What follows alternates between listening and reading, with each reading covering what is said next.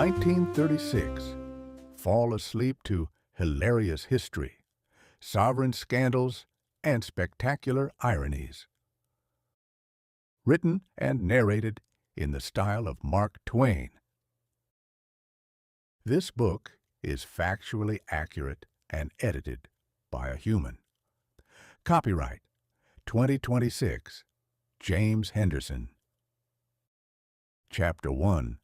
The Passing of the Victorian Ghost. The year of our Lord, 1936, arrived upon this terrestrial sphere not with a modest knock or a polite clearing of the throat, but with the grand, chaotic rumble of a circus wagon losing its left rear wheel while descending a remarkably steep hill. It was a season of spectacular ironies, wherein the great nations of the earth spent their mornings declaring their undying devotion to permanent peace, and their afternoons polishing their bayonets to a mirror finish.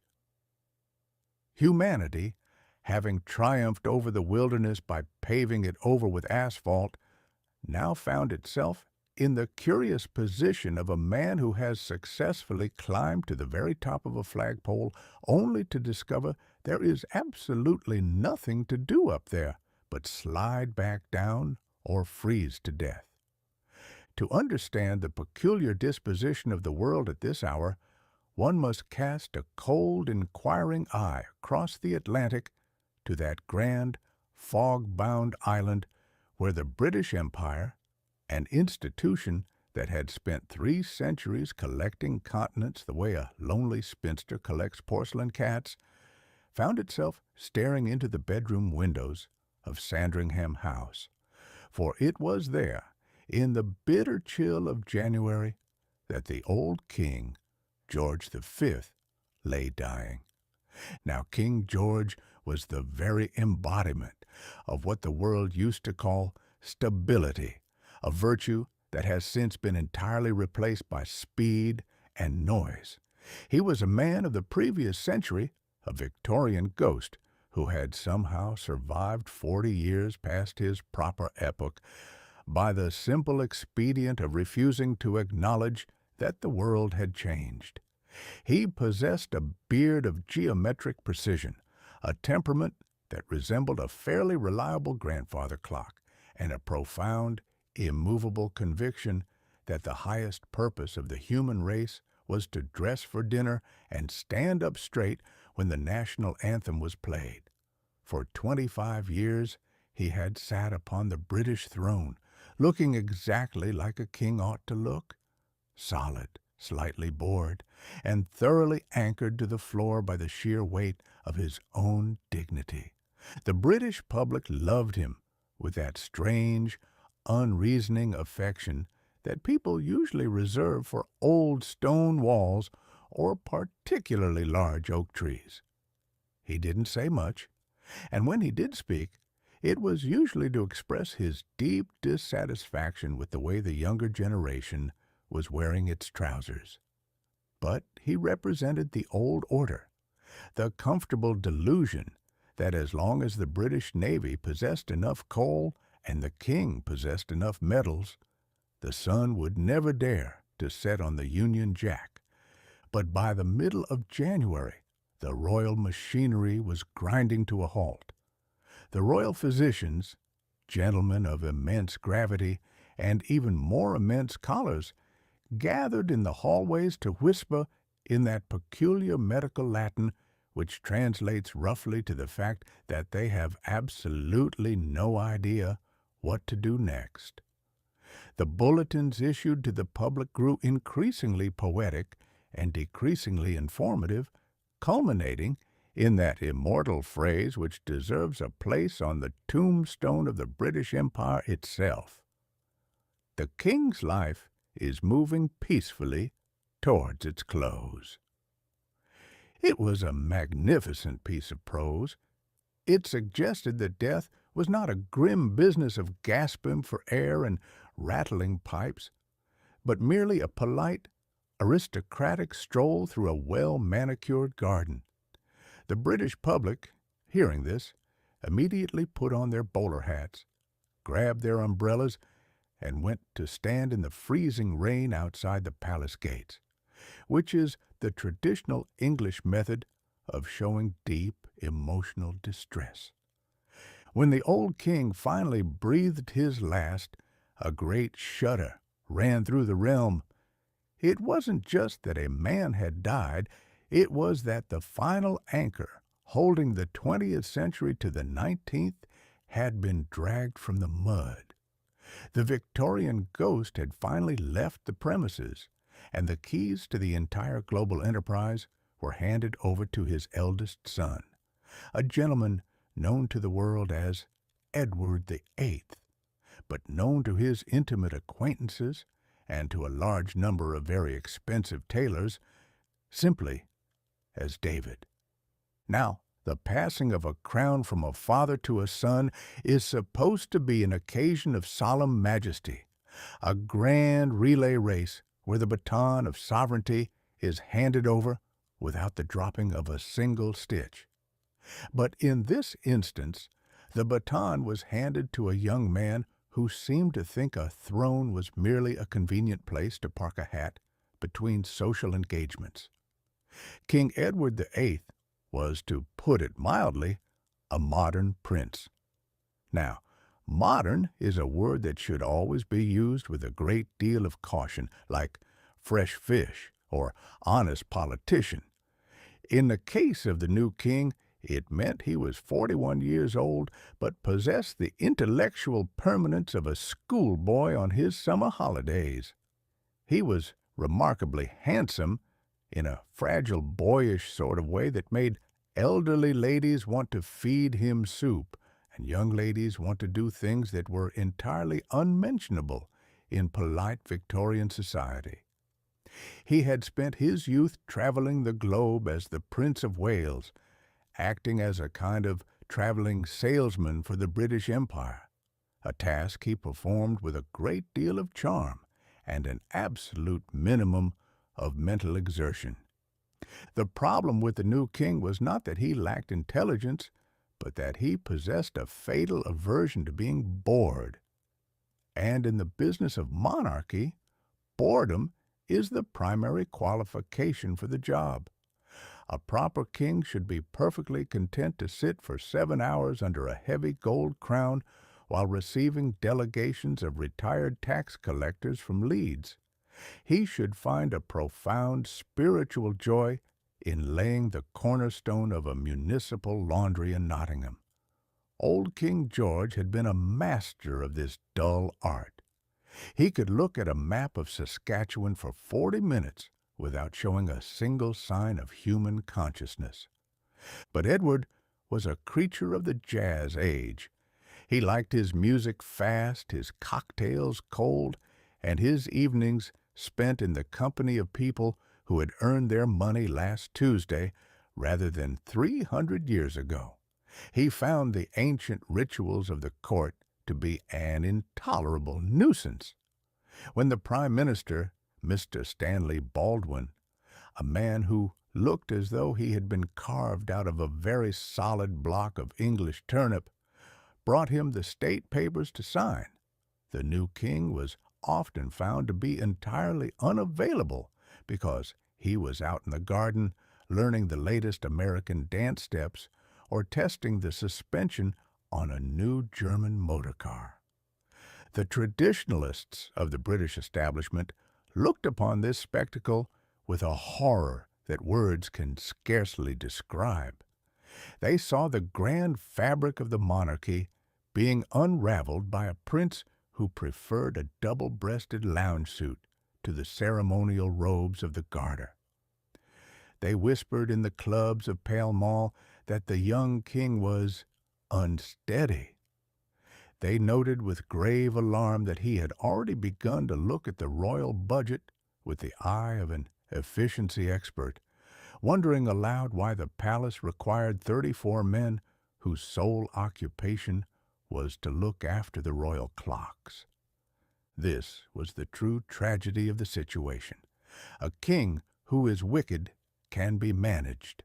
The history of England is littered with monarchs who were thieves, cowards, or lunatics, and the machinery of state always found a way to grind them down or lock them up in a convenient tower. But a king who is merely modern is a far more dangerous animal. He is liable to ask questions. He is liable to suggest that because a thing has been done the same way for 400 years, it might possibly be time to try something else. Thus, as the winter of 1936 set in, the grandest empire on earth found itself under the management of a sovereign who seemed to regard his inheritance not as a sacred trust from Almighty God, but as a rather large, slightly old-fashioned country house that needed a thorough remodeling and a much better wireless set. The Victorian Ghost had vanished into the night, leaving the stage to a young man who was about to prove, to the absolute satisfaction of the entire civilized world, that while it takes centuries to build a throne, it requires nothing more than a few months of energetic foolishness to make it look thoroughly ridiculous. Chapter 2. The Sovereign's Choice. When a young man of ordinary stock falls into the clutches of a grand, consuming passion, the consequences are generally confined to his own immediate neighborhood. His mother sheds a few tears over his neglected chores, his father mutters something dark about the price of hay, and the local blacksmith is perhaps called upon to straighten a carriage wheel after an unusually erratic midnight ride back from the ladies' parlor. The world at large goes about its business entirely undisturbed, the price of corn remains steady, and the stars continue to navigate the heavens without a solitary hitch in their machinery. But when the young man in question happens to have a crown resting upon his brow, and when his day job involves serving as the titular landlord for roughly a quarter of the human race, a romantic attachment ceases to be a private entertainment and becomes a public calamity of the first magnitude. By the spring of 1936, the new king, Edward VIII, had discovered that the vast, glittering apparatus of the British Empire was an unmitigated bore when weighed against the charms of a certain lady from Baltimore, Maryland. Her name was Mrs. Wallace Simpson, and she possessed a set of credentials that were calculated to strike absolute terror into the breast of any respectable English archbishop. She was not a princess, she was not a duchess, she was not even a particularly wealthy widow. Worse still, she had already discarded one husband in the American courts and was currently in the process of wearing out the patience of a second. To the ancient moss-covered guardians of British tradition, she represented everything that was loud, dangerous, and thoroughly un-Victorian about the 20th century. She was, in short, an American with an appetite for lively conversation and a complete disregard for the ancient rules of court etiquette. Now, history is full of kings who kept ladies on the side. Indeed, for several centuries, it was considered the primary perk of the office, right up there with having your face stamped on the silver coinage. The British public, in its quiet, sensible way, had always been perfectly willing to overlook a certain amount of royal misbehavior, provided it was conducted behind heavy velvet curtains and with a proper degree of hypocritical modesty. A king could spend his evenings doing exactly as he pleased, so long as he turned up on Sunday morning looking appropriately miserable in a front pew and gave a speech about the sanctity of the British home. But Edward was a young man of a different stripe. He was afflicted with that peculiar modern disease known as sincerity. He did not want Mrs. Simpson as a secret decoration for his private hours. He wanted her on the throne. He wanted her to sit beside him on a gilded chair while the trumpets blew and the dukes bowed low. He honestly believed with the magnificent, thick-headed optimism of a man who has never been told no in his entire life, that because he was the king, the British people would simply smile, pat him on the back, and welcome a twice-divorced lady from Maryland into the family business. It was a calculation that showed a truly spectacular ignorance of the British character. The English are a people who will cheerfully tolerate a government that taxes their beer, a climate that ruins their holidays, and a cuisine that relies heavily on boiled cabbage, but they draw a hard, immovable line at anyone making a mess of the monarchy. To them, the crown was not a romance. It was a firm, reliable insurance policy against the chaos of the outside world. The man who undertook to explain this great truth to the sovereign was the Prime Minister, Mr. Stanley Baldwin. Mr. Baldwin was the very picture of English middle-class solidity.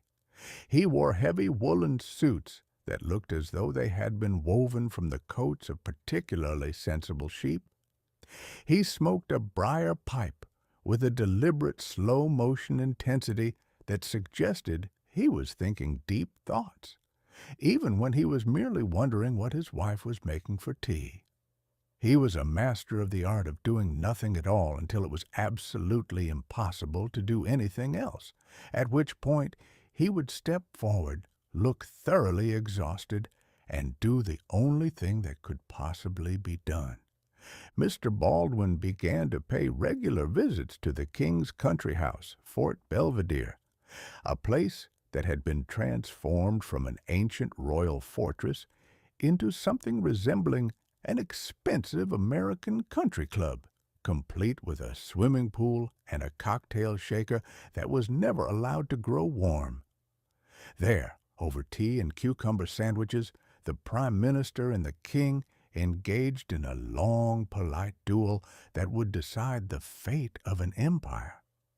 "Your Majesty," Baldwin would say, his voice dripping with the heavy paternal sorrow of a schoolmaster catching a favorite pupil with a pocketful of stolen apples, "the people will not have it. The church will not have it. The dominions will not have it. You may have the lady or you may have the crown, but the ancient constitution of this realm does not allow for a combination of the two." The king, pacing the floor in a loud check suit that would have given his father a stroke, could not comprehend the difficulty. "But Stanley," he would protest, "I am a man like any other. I cannot carry this immense burden alone. I must have her by my side."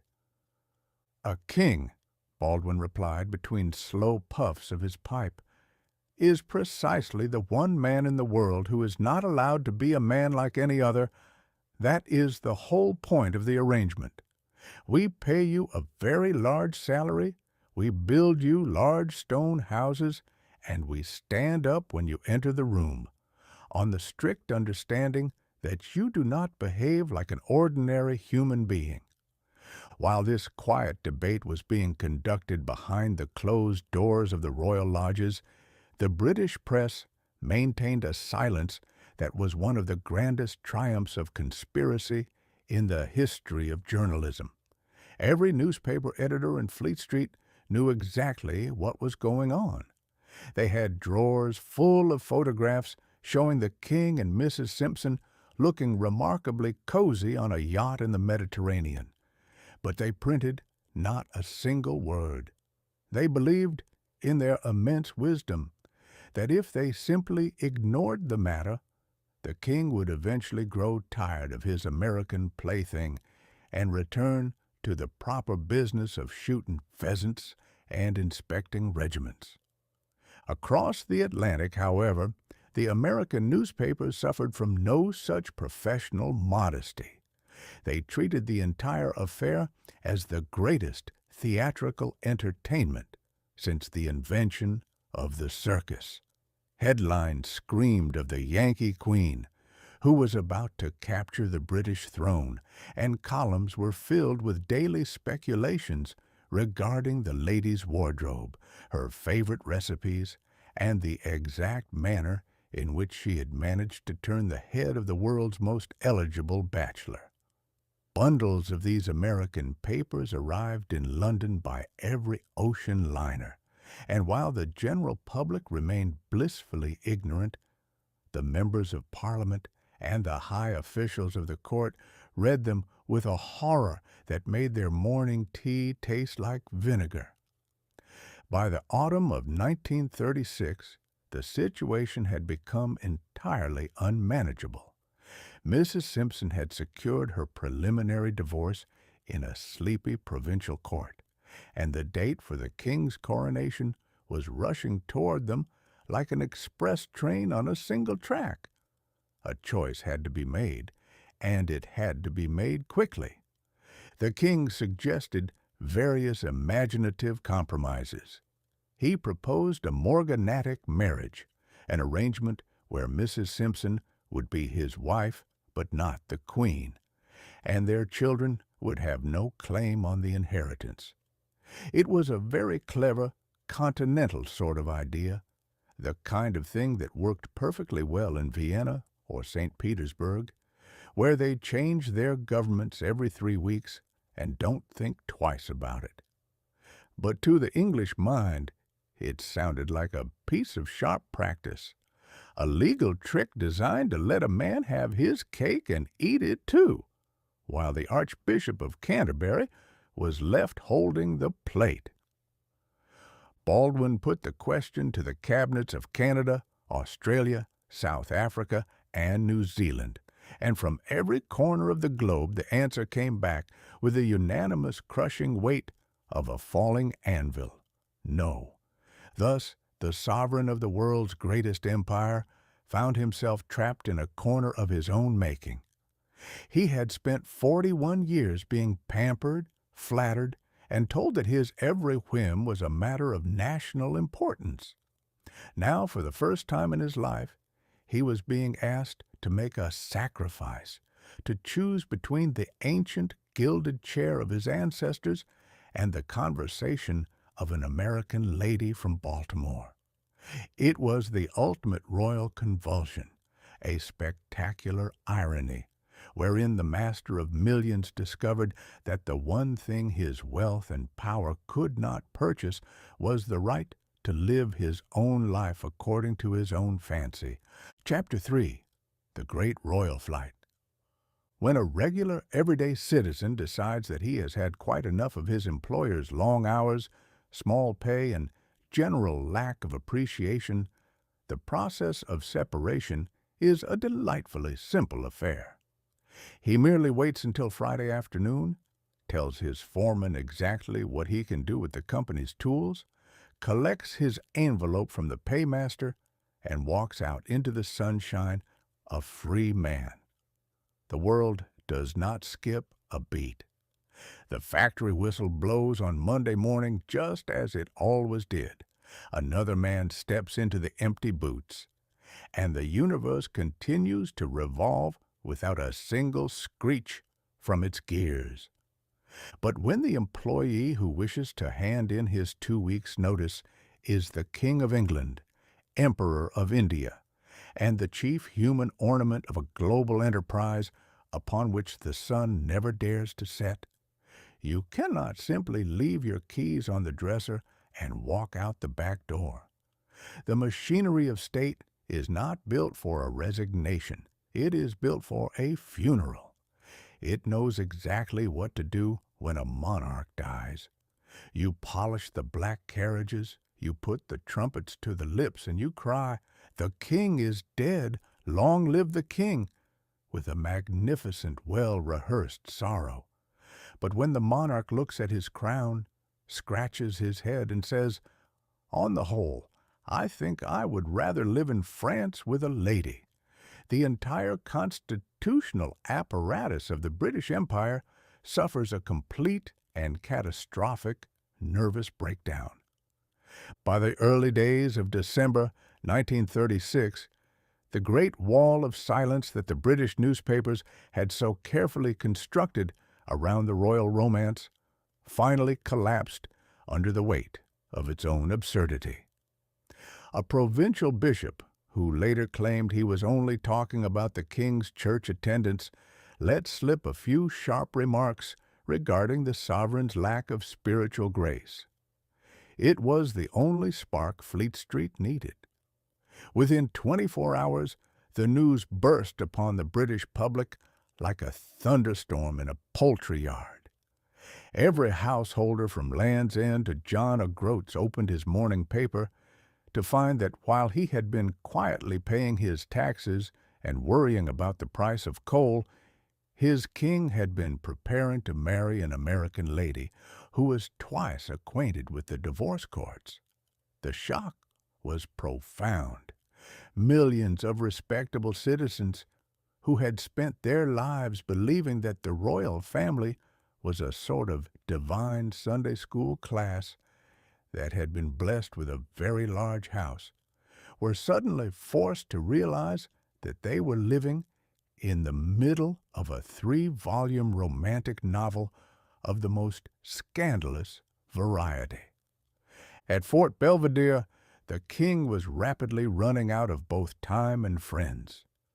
The palace was surrounded by an army of reporters armed with long-range cameras, and the telephone lines were humming with the frantic, high-pitched scolding of his relatives. His mother, the old Queen Mary, a lady who possessed a dignity so immense and immovable that she looked as though she had been carved out of a single piece of gray granite by an ancient Roman sculptor, refused to even look at a photograph of Mrs. Simpson. To her mind, a person who had been divorced was a creature from another planet, a biological curiosity that should be kept in a cage at the zoo rather than invited to tea at Buckingham Palace. The king's brothers gathered in the hallways, looking thoroughly miserable and whispering like conspirators in a melodrama. The next in line for the job was Prince Albert, the Duke of York. Now, Prince Albert was a gentle, quiet soul who had never harbored the slightest ambition to see his face on a postage stamp. He possessed a terrible, agonizing stutter that made the delivery of a public speech feel like a man trying to cross a frozen river on a pair of roller skates. He loved his garden, he loved his 2 young daughters, and he was completely terrified of the prospect of being dragged out of his comfortable, quiet life to become the center of a global circus. When he realized that his brother was truly serious about walking away, the poor Duke went straight to his mother's house and wept on her sofa for a solid hour, cursed by the terrible misfortune of being born next in line to a romantic idealist. On the evening of December the 10th, the formal act of abdication was finally prepared. It was a brief, dry legal document that stripped King Edward of his titles, his thrones, his empires, and his responsibilities with the clean, cold efficiency of a butcher slicing a ham.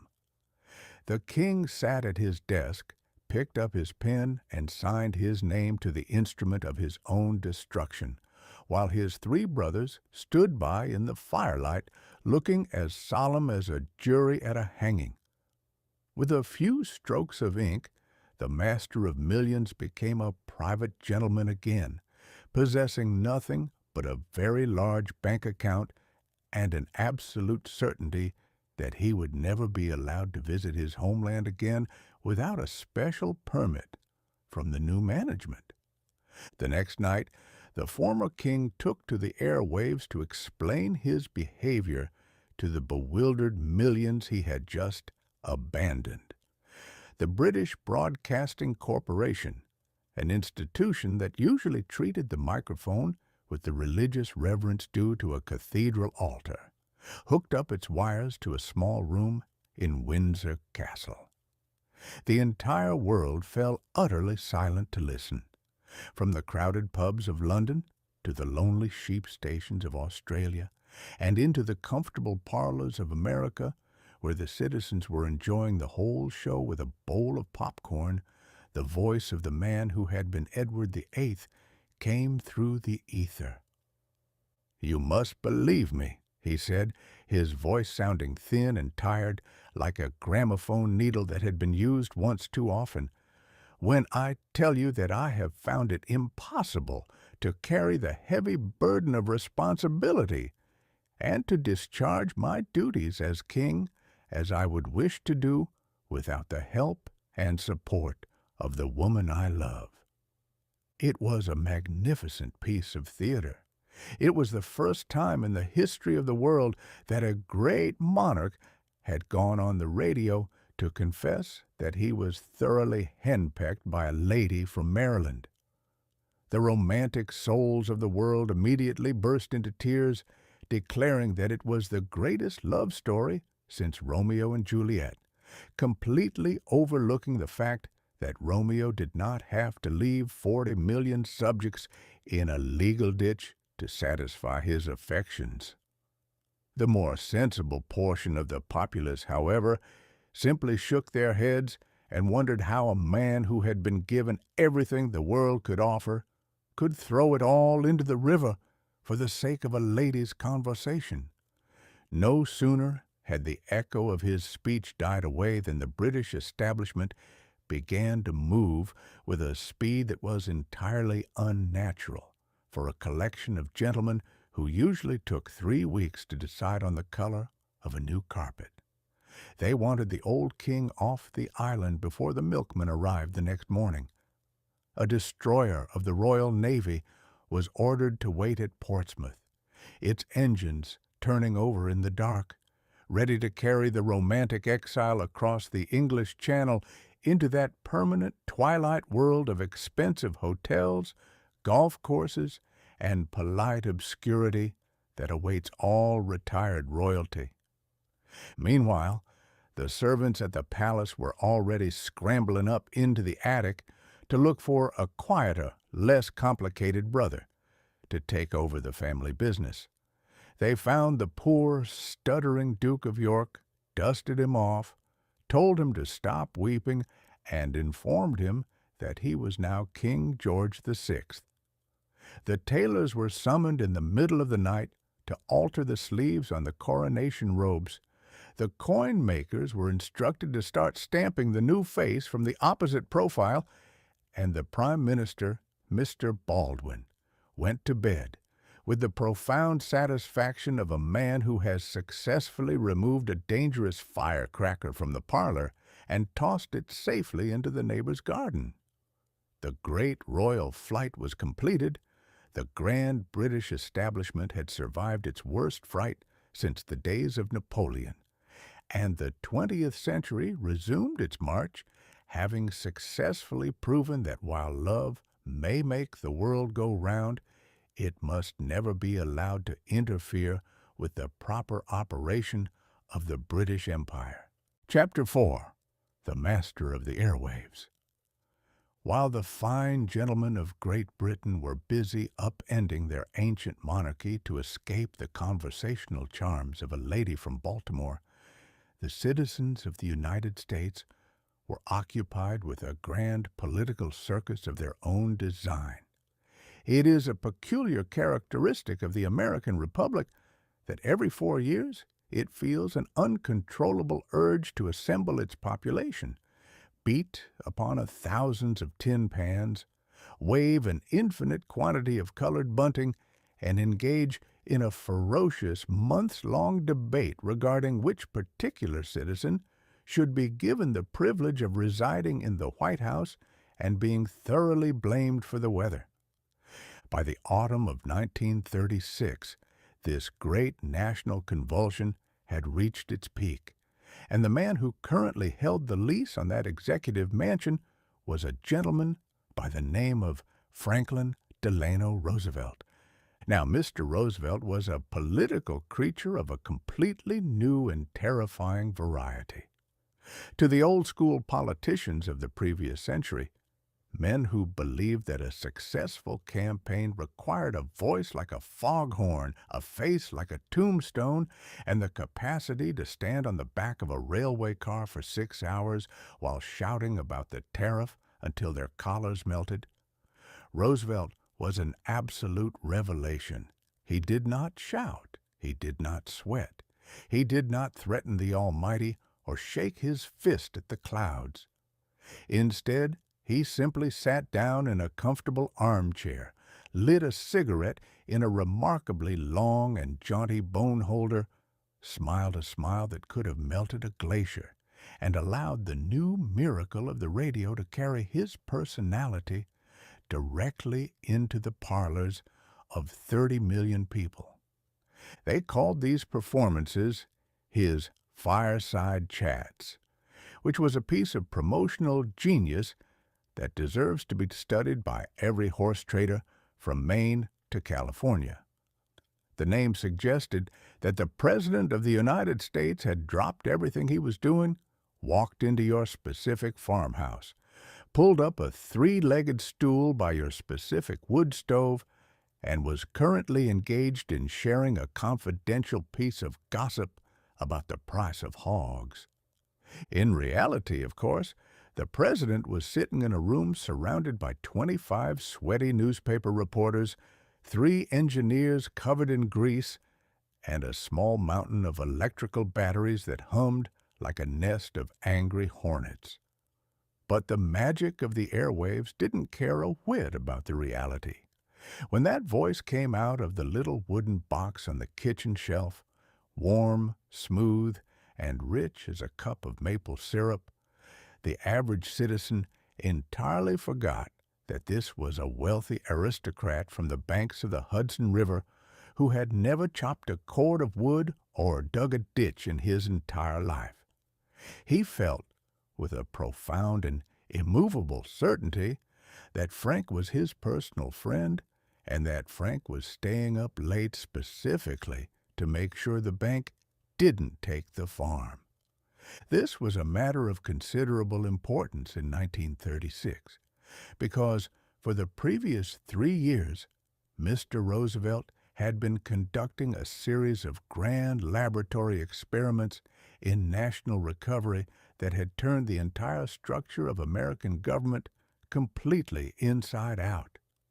He called it the New Deal, and it consisted of an endless, dizzying procession of alphabet agencies that were created on Monday morning, reorganized on Wednesday afternoon, and occasionally struck down by the Supreme Court on Friday night. There was the NRA, the AAA, the CCC, and the PWA, until the entire capital city looked like a giant bowl of alphabet soup that had been stirred by a lunatic. If a man was out of work, the government hired him to plant trees. If a farmer had too many pigs, the government paid him to shoot them. If a factory was making too many shoes, the government told them to stop it at once. It was a radical, breathless, and entirely imaginative interpretation of the laws of economics, based on the magnificent theory that the most sensible way for a nation to escape a financial ditch was to keep digging with a borrowed shovel until they reached the other side. The old guard Republicans, who had spent the last 3 years watching this performance with a horror that words can scarcely describe, grew completely frantic as the election approached. They gathered in their clubs, their faces matching the color of a ripe plum, and declared that Roosevelt was a dictator, a socialist, a destroyer of the Constitution, and a man who probably ate little children for breakfast. They found their champion in a gentleman named Alf Landon, the governor of Kansas. Now, Mr. Landon was an honest, well-meaning, and thoroughly respectable citizen who possessed all the dramatic brilliance of an unpainted fence post.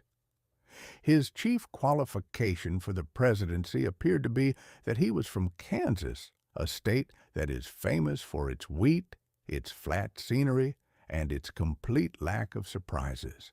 The Republicans threw themselves into his campaign with the desperate energy of men trying to extinguish a gunpowder fire with a bucket of cream.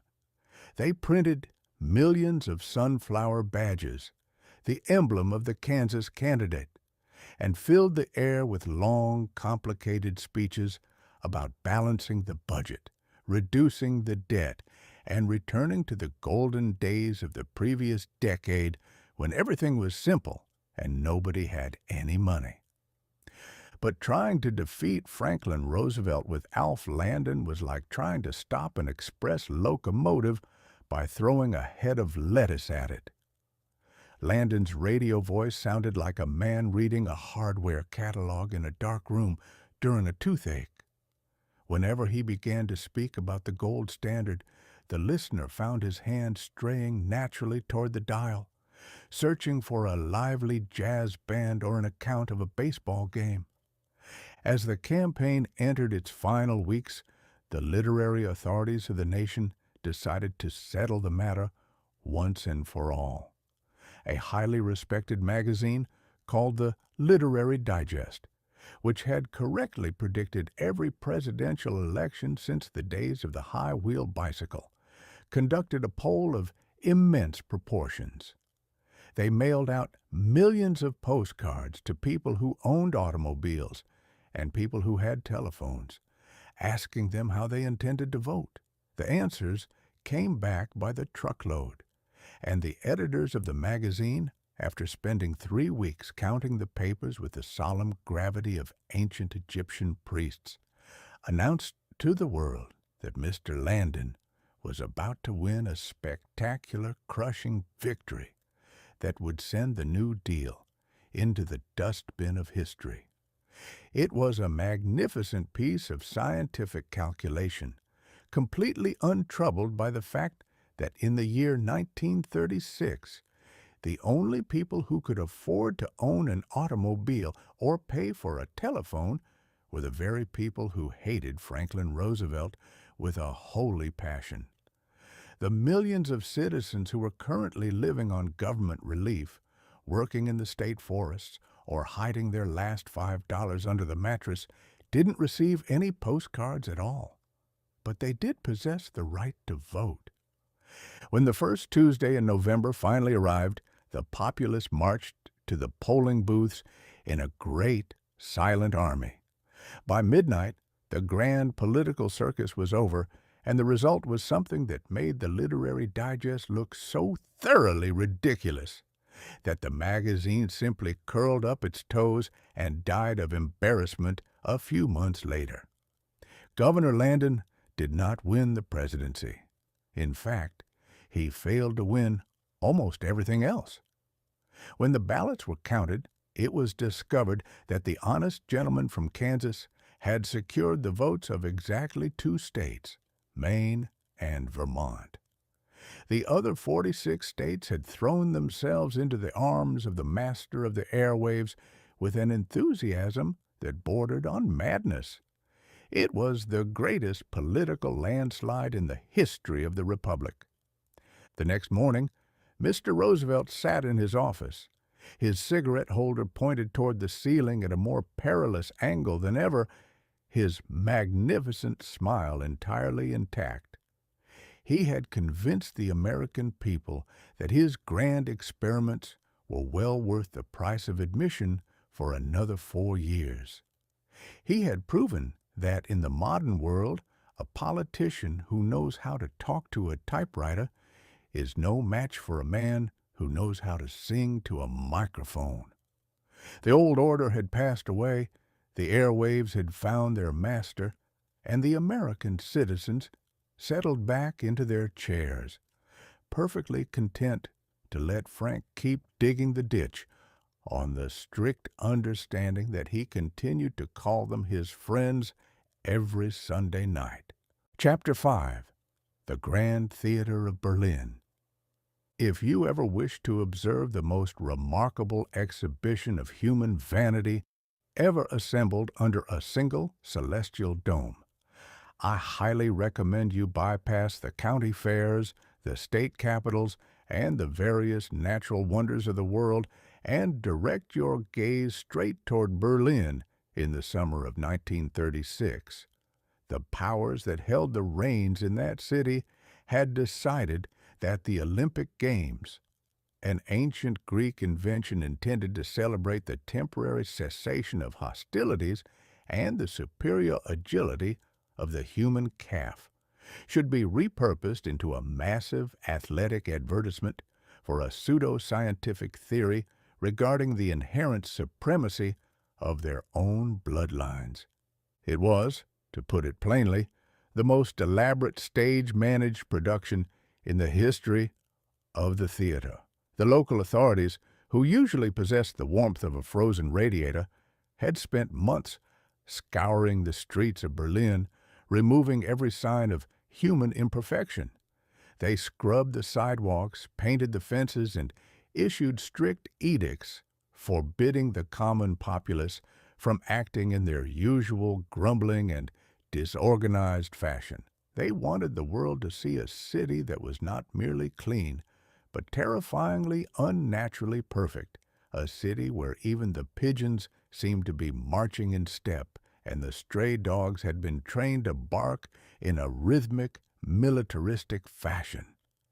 They built a stadium of such gargantuan proportions that it looked as though it had been carved out of the very bones of the earth, designed to make the average spectator feel like a particularly small and insignificant insect.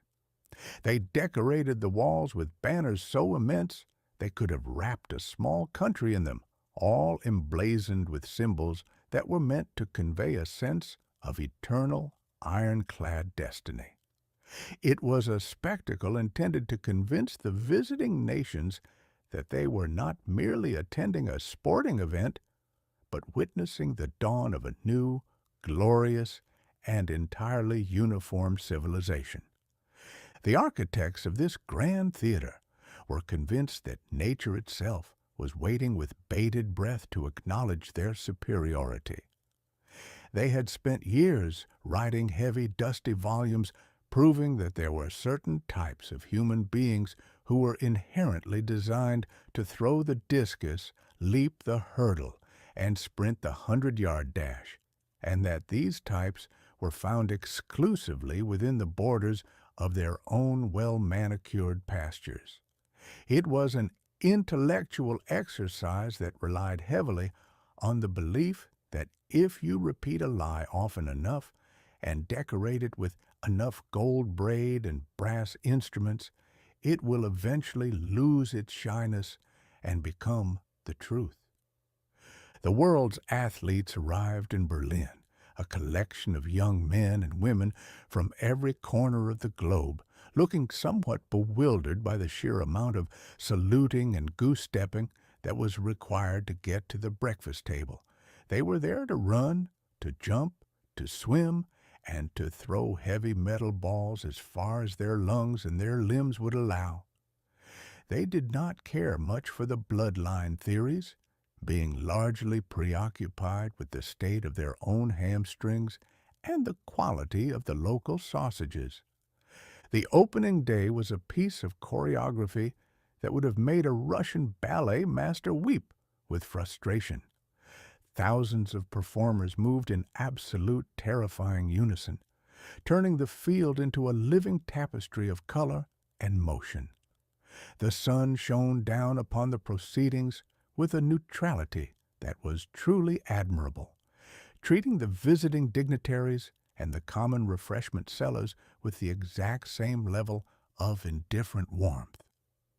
The gentleman in charge of this entire carnival sat in his private box, looking on with the satisfied air of a man who has successfully baked a cake and is now waiting for the world to congratulate him on the invention of flour. He was surrounded by a phalanx of uniformed acolytes who spent their time scribbling notes on what he said, what he ate, and how he scratched his nose, under the impression that every one of his biological functions was a profound contribution to the welfare of the state. But there is a fatal flaw in the design of every grand exhibition: the stubborn, uncooperative nature of the individual. You can design a stadium to be perfect, you can scrub the streets until they shine like a new nickel, and you can draft 1,000 regulations to ensure that everyone walks, talks, and thinks in the approved rhythm. Yet, as soon as the starting pistol fires, the theater belongs to the athlete, and the athlete has a scandalous habit of refusing to read the script. The administrators of the games had planned for a long, glorious parade of victories for their own hand-picked champions. They had selected the strongest, the fastest, and the most appropriately Aryan specimens they could find, and they were ready to present them to the world as the living proof of their philosophy. They expected the games to be a monotonous series of bows, cheers, and declarations of superiority. Instead, they found themselves staring into the face of a reality that did not care a solitary whit about their racial ledgers. It is a fundamental truth of the cinder track that nature is a remarkably impartial judge. She does not look at a man's pedigree. She does not ask for his grandfather's birth certificate or his party membership card. She only cares about two things: how fast the man can move his legs and how much oxygen he can cram into his lungs. It was during these games that the Grand Theater of Berlin was suddenly and quite accidentally turned into a classroom for the entire human race. A young man from the American South, a fellow who had been born into the hard, dusty reality of the Alabama cotton fields, stepped onto the track. He did not possess a stadium of gargantuan proportions. He did not have an army of scribbling acolytes to document his every move, and he was not, by the standards of his own country, even considered a full participant in the grand American experiment. But when that pistol fired, he didn't care about the banners, the salutes, or the theories of bloodlines. He only cared about the finish line. And when he crossed it, he did so with such effortless, terrifying speed that the entire stadium of 80,000 people, including the gentleman in the box, was forced to recognize that they were watching something that was entirely outside the jurisdiction of their little local rules. The theater, for one magnificent fleeting moment, was reclaimed by the truth. The banners continued to wave, the brass instruments continued to bray, and the acolytes continued to scribble. But the audience had seen something that could not be scrubbed away. They had seen a young man demonstrate, with a simple athletic grace, that the world is a much larger, much wilder, and much more diverse place than any bureaucrat in a fancy uniform could ever possibly comprehend. It was a lesson in humility, served on a silver platter, though it is a safe bet that the gentlemen in charge of the production spent their evenings trying to explain to one another why the laws of physics had decided, just for that afternoon, to play a trick on them. The Grand Theater of Berlin continued for another week, filled with flags, anthems, and the thunderous applause of the masses. But the grand advertisement had been punctured. The world had seen that, beneath the varnish of the theater, the human heart still beats to its own rhythm, and that no amount of planning can change the fact that the fastest man is simply the fastest man. Whether he is wearing a party badge or a pair of worn-out sneakers. It was a spectacular irony that would have made the ancient Greeks, those original architects of the games, roar with laughter from their seats in the Elysian fields. Chapter 6. The Ohio Fleet Foot. It is a curious fact that whenever man begins to build himself a pedestal of self-importance, he inevitably selects the most fragile material he can find, usually his own opinions, and attempts to prop them up with the heavy, unyielding reality of history. The architects of that grand Berlin Carnival in 1936 had spent years constructing an elaborate edifice of superiority, a structure they were quite certain would stand until the end of time. They had laid the foundation in prejudice, cemented it with hubris, and decorated the entire thing with enough flags to make a blind man dizzy. They were, in short, a group of men who had become so intoxicated by the sound of their own proclamations that they entirely forgot that nature, that silent, impartial, and occasionally mischievous referee, was watching the whole business with a very keen eye. Enter then a young man named Jesse Owens, a fellow who hailed from the dusty, sun-baked landscape of the American South. To the high-minded bureaucrats who were running the Berlin show, Jesse Owens was nothing more than an inconvenient footnote, a deviation from the expected script, and an entity that they would have much preferred to leave off the program entirely. They had their own athletes, carefully selected from the finest, most meticulously manicured pedigrees, who were destined to be the stars of the production. They were supposed to glide across the track with the effortless grace of a swan, accept their gold medals, and prove to the entire world that their specific bloodline was the only one that truly mattered.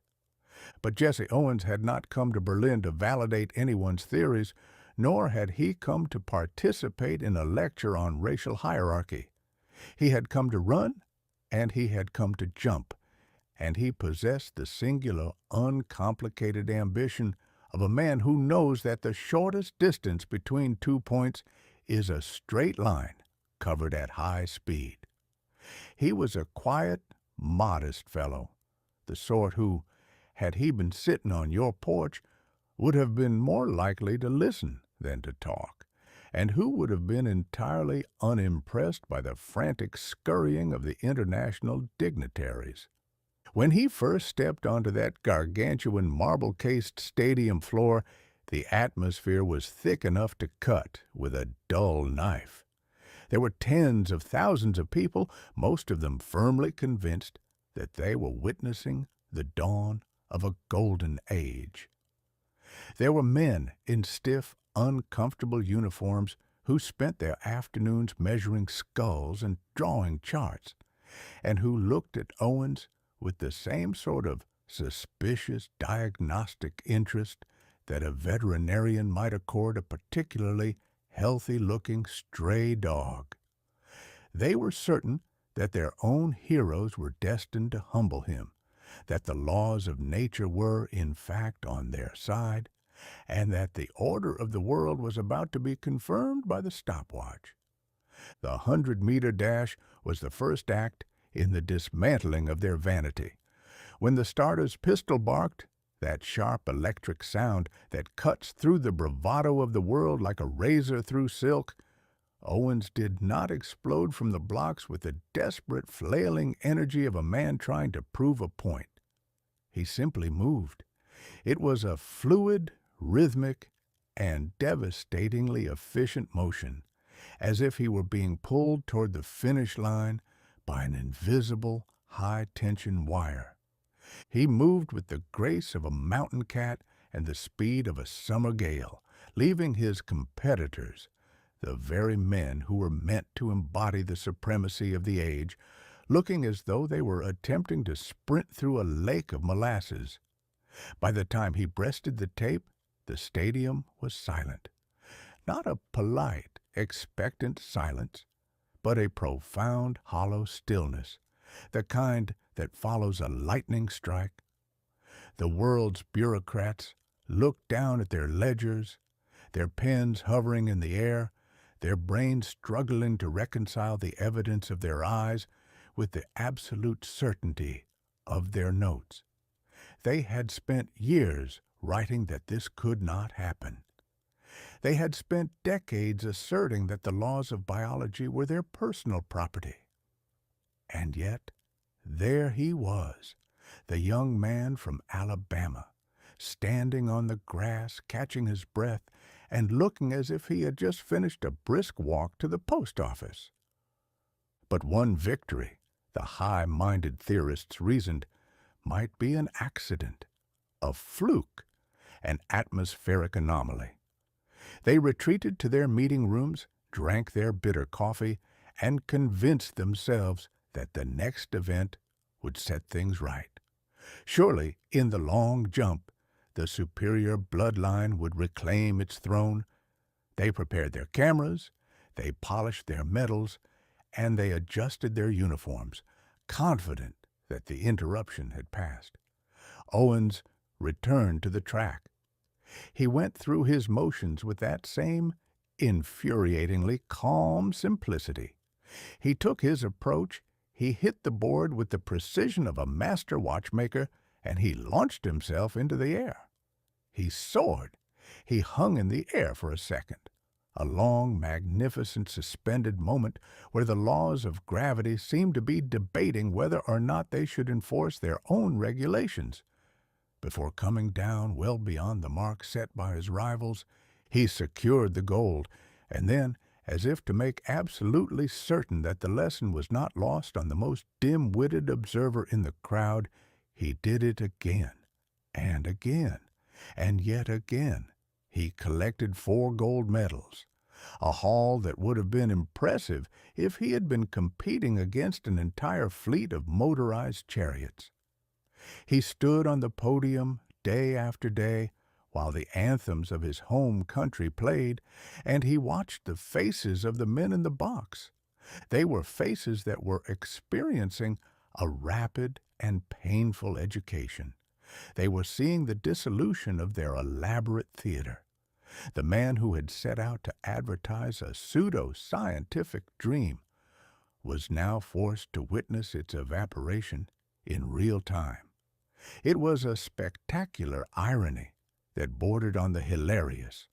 The harder they worked to convince the world of their importance, the more clearly they were shown to be nothing more than a collection of nervous, misguided men clutching at the tails of a history they could not control.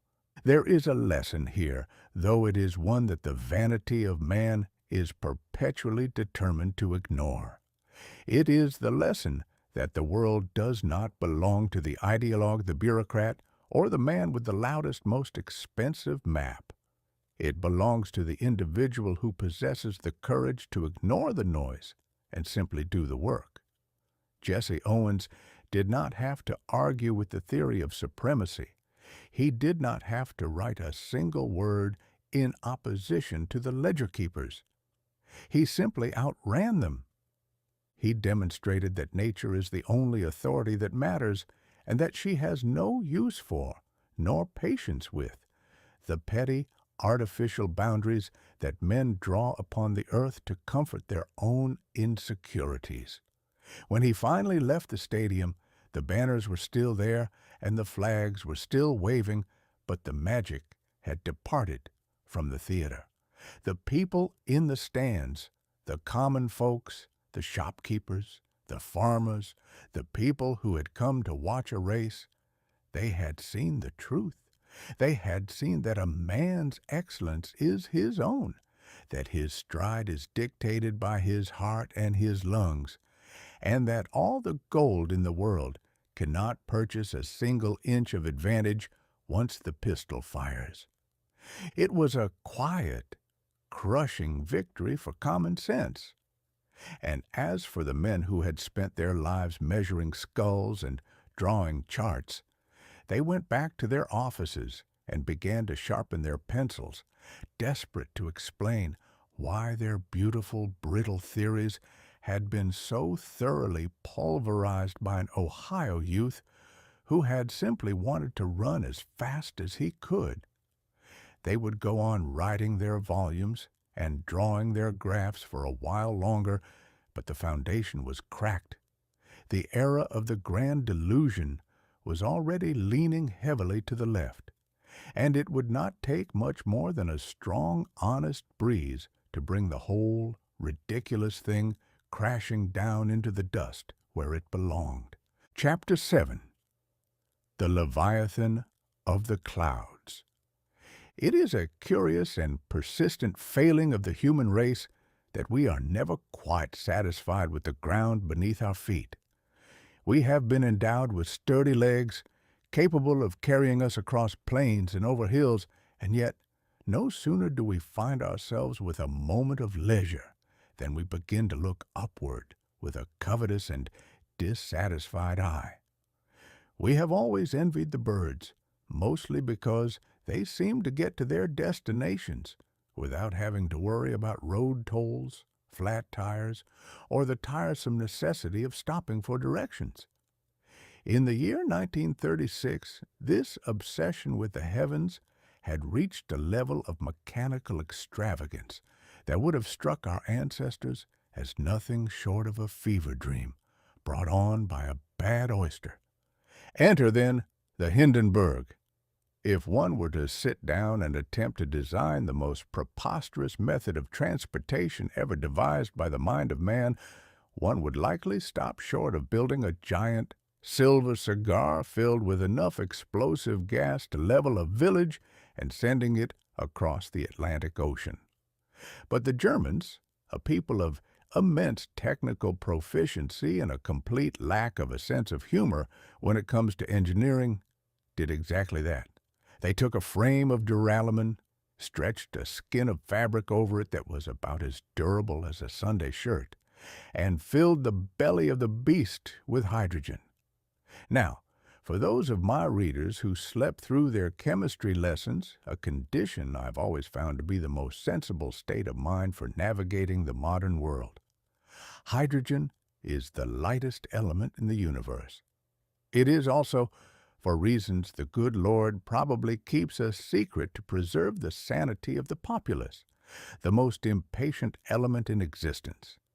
It has a burning desire to return to the stars, and if given the slightest encouragement, it will turn itself into a pillar of fire with the enthusiasm of a schoolboy lighting a firecracker in a library.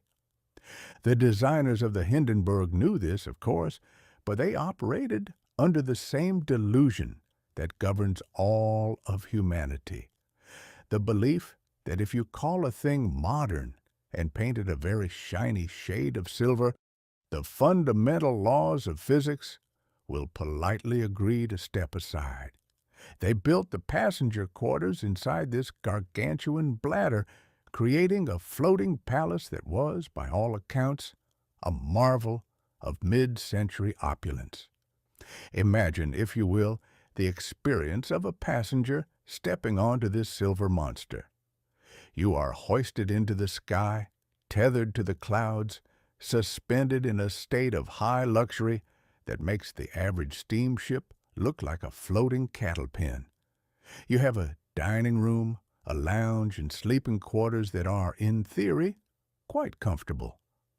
You are served fine wines, you dine on roast duck, and you sit at tables listening to the gentle hum of the engines, entirely untroubled by the fact that you are separated from eternity by nothing more than a thin layer of doped fabric and a vast, bubbling quantity of highly flammable gas. The pride of the venture was the lounge, which featured, and I do not say this to mock, though it is a difficult thing to take seriously, a piano made of aluminum. It had to be aluminum, you see, because a regular grand piano weighs as much as a small horse, and the Hindenburg was already pushing its luck with the laws of gravity. It is a spectacle of the highest order, men and women in evening dress, sipping champagne and listening to a pianist tinkle out the latest tunes while they sail through the atmosphere at 1,000 feet, essentially riding a bomb through the ether. The Hindenburg was the master of the airwaves, the crown jewel of German ambition, and the darling of the wealthy traveler. It crossed the Atlantic with a smoothness that defied the chaotic temper of the sea. There was no rolling, no pitching, no sudden, violent lurches that send the soup into the lap of the dowager sitting across from you. It glided. It was, for all intents and purposes, a miracle of engineering. And yet the irony was thick enough to be sliced with a knife. The travelers were there because they wanted to be modern, they wanted to be fast, and they wanted to be comfortable.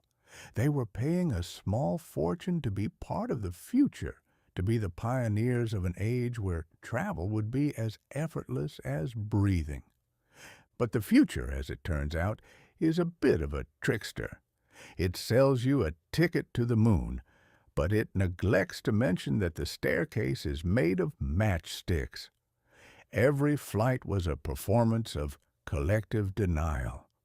The crew, professional and efficient to a fault, moved about the ship with the quiet confidence of men who have forgotten that their vessel is essentially a floating torch waiting for a spark. The passengers gazed out the windows at the vast, uncaring blue of the Atlantic, feeling a sense of superiority over the poor wretches down on the steamships who were still subject to the indignities of seasickness and the sluggish pace of the tides.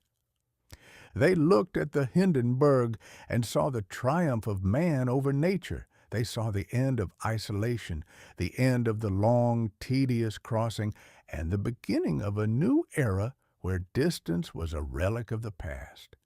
They didn't see the danger. Why would they? Danger is not a very fashionable thing to look at, and it certainly doesn't go well with the evening cocktail. It is the great human vanity to believe that we can conquer the elements by putting them in a cage. We take the wind, we take the fire, and we bundle them together in a silver skin, and we declare ourselves the masters of the sky. We ignore the fact that the cage is made of our own hubris, and that the elements are merely waiting for us to make a single mistake. The Hindenburg was a monument to this folly.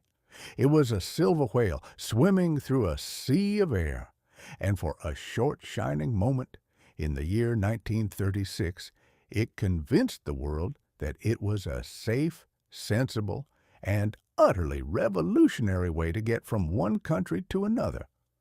I have often thought that if the good Lord had intended for us to live in the clouds, He would have given us wings instead of bank accounts. But that is a pessimistic notion, and in 1936, pessimism was a bad business. You had to be an optimist to ride the Hindenburg. You had to have a deep, unshakable faith in the ingenuity of man, or failing that, a very strong drink and a complete lack of imagination. The travelers sat in their lounges, they chatted about the weather, they played cards, and they slept in their bunks, all the while hanging suspended in the dark, silent void. They were, in the most literal sense, living on the edge of a pin. And yet there was a kind of perverse beauty to it. It was the audacity of the enterprise that drew them in. To defy gravity, to carve a path through the clouds, to shrink the world, it was the dream of every child who ever stared at a passing bird and wished he could follow. But dreams, as I have learned in my long meandering journey through this vale of tears, are expensive, and they are usually paid for in something far more valuable than gold. The Hindenburg was a dream that had been realized with terrifying efficiency.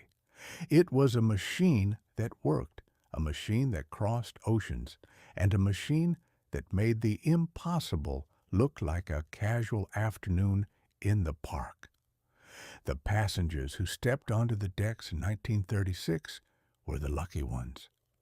They were the ones who got to experience the miracle without the catastrophe. They got to sip their tea, look down at the whitecaps of the ocean, and feel that they were, at long last, the masters of the firmament? And perhaps, for that 1 year, they were. Perhaps the irony was not that they were riding a bomb, but that they had the audacity to do it and enjoy the ride. It is a grand, dizzying, and entirely human thing to build a castle in the air and then fill it with guests. It speaks to a certain greatness in us, a foolish, reckless, and utterly magnificent greatness. We may be short-lived, we may be prone to error, and we may be entirely too confident in our own inventions, but we do try to fly. And even when we are flying in a metal box filled with the most explosive gas known to man, we still insist on having the piano. That, I think, is the true mark of our civilization. A refusal to acknowledge the danger until the very moment it becomes undeniable. And even then, we probably think we can outwit it if we just have one more cup of coffee and a steady hand on the rudder. Chapter 8. The Queen of the Blue Ribbon. It is a peculiar and incurable disease of the human heart, this frantic, sweating, and entirely unnecessary desire to get from one side of a puddle to the other a few minutes faster than the fellow in the next boat. You give a man a donkey, and he will race it against his neighbor's donkey. You give him a locomotive, and he will push it until the boiler threatens to join the birds in the sky. And if you provide him with a Leviathan of the deep, a floating palace of steel and steam, he will treat the vast, rolling, and entirely indifferent Atlantic Ocean as if it were nothing more than a cinder track at a county fair, and he, the captain of his own destiny, as the only sprinter that matters. In the year 1936, this obsession with speed had reached a point of truly magnificent absurdity. The North Atlantic had been transformed into a watery arena, a grand theater of ego, where the great nations of Europe engaged in a perpetual duel for the blue riband. Now, the blue riband is a curious thing. It is not a physical object, nor is it a medal of solid gold, nor a diploma signed by the Pope. It is, in fact, a mythical, non-existent trophy that possesses no value whatsoever, and yet there is not a maritime company in the world that would not sacrifice its entire treasury, its fleet, and perhaps the integrity of its board of directors just to be able to claim that its ships were the fastest. It is the ultimate prize of human vanity, a ribbon of nothingness that confers upon its owner the glorious title of King of the Crossing. The primary antagonists in this aquatic drama were two ships of such immense and overwhelming pretension that they made the rest of the world's vessels look like mere bath toys.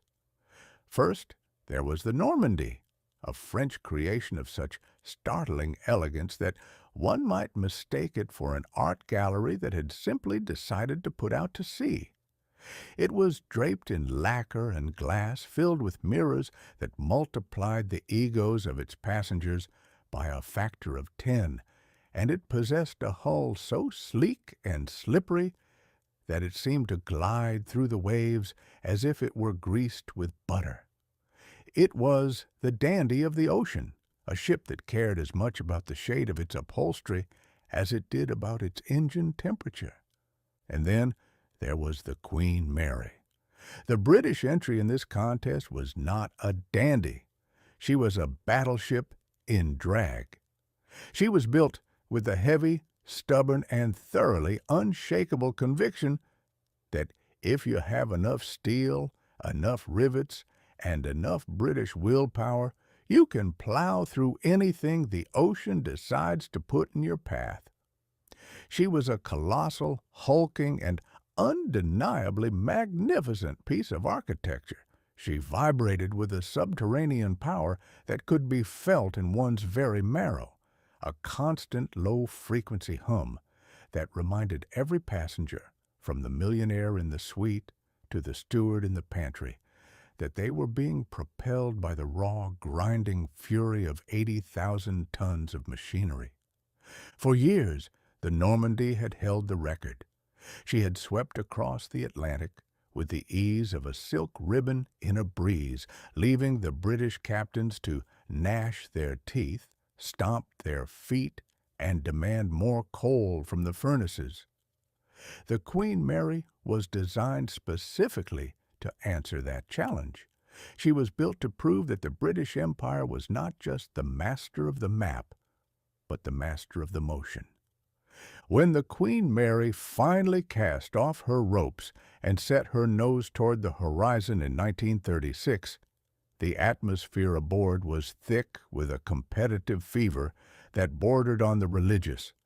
The passengers, a collection of the world's most well-fed and well-dressed luminaries, did not walk about the decks with the leisurely, contemplative air of sea travelers. They paced. They checked their watches. They accosted the officers with questions that betrayed a desperate, singular anxiety. Are we making time? Are we faster? Have we beaten the French? It is a fascinating sight, watching a human being eat a four-course dinner of roast duck and fine wine, all while worrying himself into an early grave about whether he is traveling at 29 knots or 30. The irony, of course, was that the ocean itself did not care. It has seen the Phoenicians in their wooden tubs, the Vikings in their longships, and the Pilgrims in their miserable little boxes, and it treats them all with the same cold, wet indifference. Whether you cross at 10 knots or 30, the sea remains exactly as it was, deep, blue, and remarkably uninterested in your schedule. But the passengers didn't see it that way. To them, the vibration of the Queen Mary was not merely the sound of a turbine, it was the heartbeat of civilization. Every increase in speed was a victory for progress, a triumph of the modern age over the ancient, sluggish reality of the deep.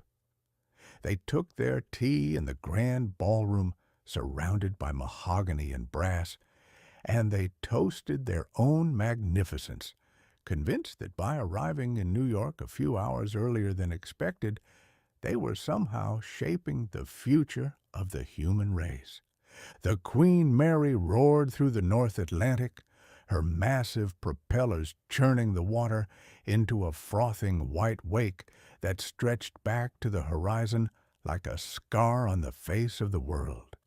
She burned oil with a profligate, beautiful disregard for cost, turning the liquid treasures of the earth into the motion of the tides. She was a hungry beast, a metallic glutton that demanded every ounce of energy the furnaces could provide. And as the days wore on and the logbooks were filled with the escalating numbers, the mood aboard ship shifted from anxiety to a wild, jubilant delirium. When the final tally was made, when the last mile had been measured against the relentless ticking of the clock, the result was clear. The Queen Mary had claimed the record. She had snatched the mythical blue riband from the delicate, varnished hands of the Normandy and planted the British flag firmly upon the summit of speed. The joy that erupted on board was instantaneous and absolute. There were bottles of champagne opened with the violence of a cannon blast. There were speeches made in the dining room that suggested the discovery of the speed record was perhaps the greatest achievement since the invention of the wheel. There were passengers who wept with the patriotic fervor of men who had just won a war, rather than a race that no one had actually asked them to run. And yet, one must ask, what was the gain? The passengers arrived in New York, their nerves frayed from the sheer vibrating intensity of the crossing, and they disembarked onto the bustling, noisy, and entirely unimpressed docks of Manhattan. They had saved 4 hours. 4 hours that they would undoubtedly spend sitting in a hotel lobby, waiting for their luggage to appear, or arguing with a taxicab driver about the price of a fare. They had raced across the ocean in a palace of mahogany, and for what? To stand in line, to rush to a meeting, to be bored in a different city? The Queen Mary sat in the harbor, her vast, soot-stained funnels towering over the skyline, looking like a tired giant that had finally been allowed to sit down. She had done her duty. She had proven, to the complete and utter satisfaction of everyone who cared about such things, that humanity is capable of building a bigger, faster, and more expensive box to move itself around in than any other nation on the planet. It is a grand, silly, and entirely magnificent thing, this obsession with speed. It is the signature of our species. We are the only creatures on this earth who have built a machine capable of crossing the Atlantic in 4 days, and then, upon arriving, immediately began to complain that the food was a little cold and that the service could have been better. We are never satisfied. We are always rushing, and we are perpetually convinced that if we could only move a little bit faster, we would finally catch up with the happiness we are always chasing, just around the next bend in the road. And as for the blue riband, that invisible trophy of the sea, well, it remains exactly where it has always been, fluttering in the wind of our own vanity, a reminder that in the grand, silent history of the ocean, the only thing that truly moves with any significance is the tide, and it never, ever rushes. Chapter 9. The Magic of the Moving Box. There is, in the constitution of the human animal, a deep and abiding dissatisfaction with the limitations of his own eyesight.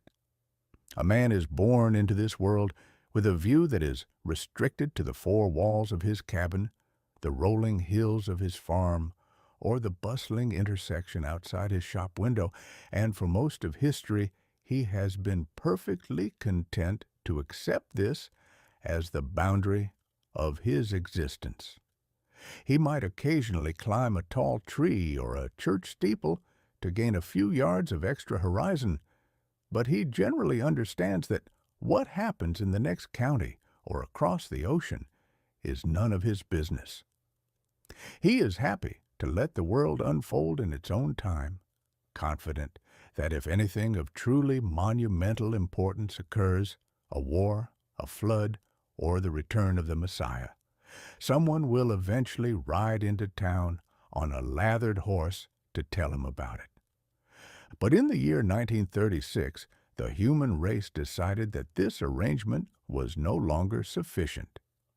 We developed an itch, a nervous, persistent, and entirely irrational urge to stare through the ether and witness the world's nonsense as it was happening, rather than waiting for the dust to settle. It started with the wireless, which brought the news and the jazz band into our parlors, and we thought, in our infinite gullibility, that we had reached the pinnacle of domestic convenience. But the wireless was merely an appetizer. By the autumn of 1936, the British Broadcasting Corporation, an organization that treats the preservation of public decorum with the same severity that a cat treats a mouse, had decided to invite us to look through a tiny flickering window of green light directly into a palace in London. The establishment of the world's first regular high-definition public television broadcast from Alexandra Palace was hailed as a miracle of science, a triumph of the modern spirit, and the dawn of a new era of global enlightenment. To read the newspapers of that day, one would have thought that the angels themselves had descended from the clouds to arrange the furniture in our living rooms. They spoke of high definition with a reverence that was truly touching, considering that the image provided by the television sets of the day was roughly as clear as trying to watch a cat fight through a frosted window during a blizzard. But the public, ever hungry for the new and the shiny, lined up to purchase these moving boxes. They were exquisite pieces of cabinetry, really. They were large, heavy, mahogany-veneered monuments to the technological hubris of the age, occupying a place of honor in the parlor that had previously been reserved for the family Bible or the grandmother's portrait. The screen, a diminutive, sunken glass eye that seemed to stare back at the viewer with a cold, analytical judgment, was tucked away in the front of the box, surrounded by enough knobs, dials, and antennae to guide a ship through the fog. To watch television in 1936 was not a leisure activity. It was an act of profound physical commitment. One did not simply flop down on the sofa with a bag of popcorn. No, one had to darken the room, assemble the family in a semicircle of obedient silence, adjust the focus dial with the steady hand of a bomb disposal expert, and then stare, with burning eyes and a strained neck, at the ghost-like figures dancing in the green fog. It was a performance of the most bizarre variety. A dancer from the BBC studios, a young woman who had been instructed to wear bright, unnatural makeup so that the camera might discern her features from the surrounding gloom, would perform a graceful ballet, while 4 miles away, a family of 4 in a terraced house would lean forward, squinting, trying to determine if the smudge in the center of the screen was a ballerina or a rather large blurry moth. They would nod sagely, murmuring, "My, isn't it lifelike?" while their eyes throbbed and their brains attempted to fill in the missing half of the picture. It was a social ritual, a seance conducted with vacuum tubes and copper wire, and yet the madness of it was infectious. The people of London and the few fortunate souls who lived within the range of that first ambitious transmitter felt they were watching the future. They were, in a sense, but it was a future that demanded a great deal of patience and a very vivid imagination. They were looking at a world that was being shrunk down to the size of a postage stamp, a world stripped of its color, its depth, and its humanity. And they were, for some reason, absolutely delighted by it. The irony, of course, was that this high-definition broadcast was being used to show us the very things we had been perfectly happy not to see. Before the moving box, a man could read the news in the paper, ponder the state of the empire, and then fold the sheet and get on with his chores. Now, the newsreader, a gentleman of impeccable diction and an even more impeccable mustache, would appear in the parlor, speaking directly to the hearth, telling the viewer about the political troubles in Europe, the droughts in the West, and the latest scandals of the high society, all while looking like a man who had been trapped inside a bottle of vinegar. We were inviting the chaos of the outside world into our sanctuaries, and we were paying a king's ransom for the privilege of being distracted by it. The television set, that marvelous flickering window, was destined to become the great companion of the 20th century, the silent, hypnotic presence in every home. It promised to bring us together, to make the world a smaller, more intimate village. But it had the curious effect of making us sit in the dark, side by side, yet entirely alone, staring at a box that demanded nothing of our intellects and everything of our attention.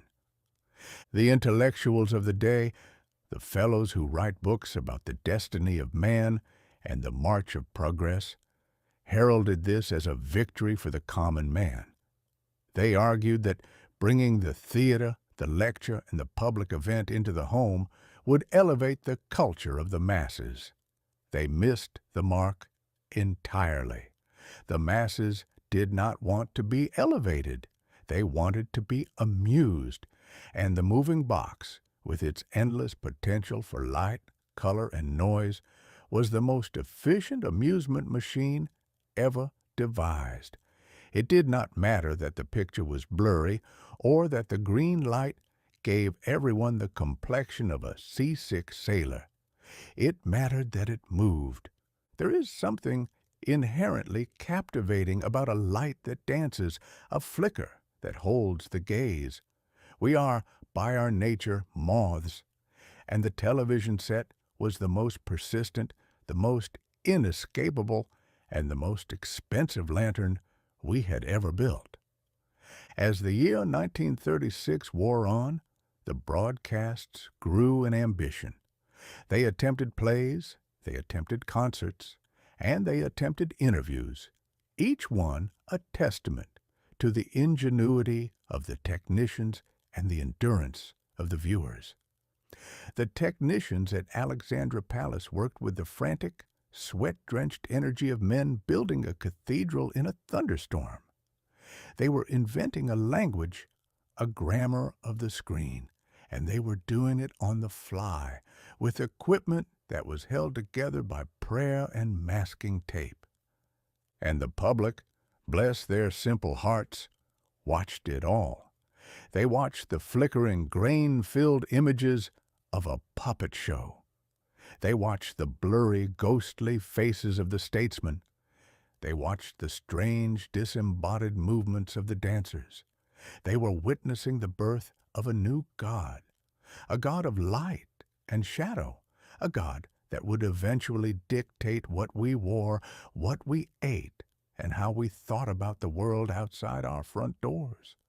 Looking back, there is a profound, almost tragic irony in that first flicker of the moving box. We were so proud of our ability to conquer distance, to project our voices and our images across the city, that we forgot to ask whether we had anything worth saying. We had built a bridge, a magnificent electric bridge of high definition, and we were so busy marveling at the construction that we didn't notice the army of advertisements, game shows, and political prattle that was already lining up to march across it.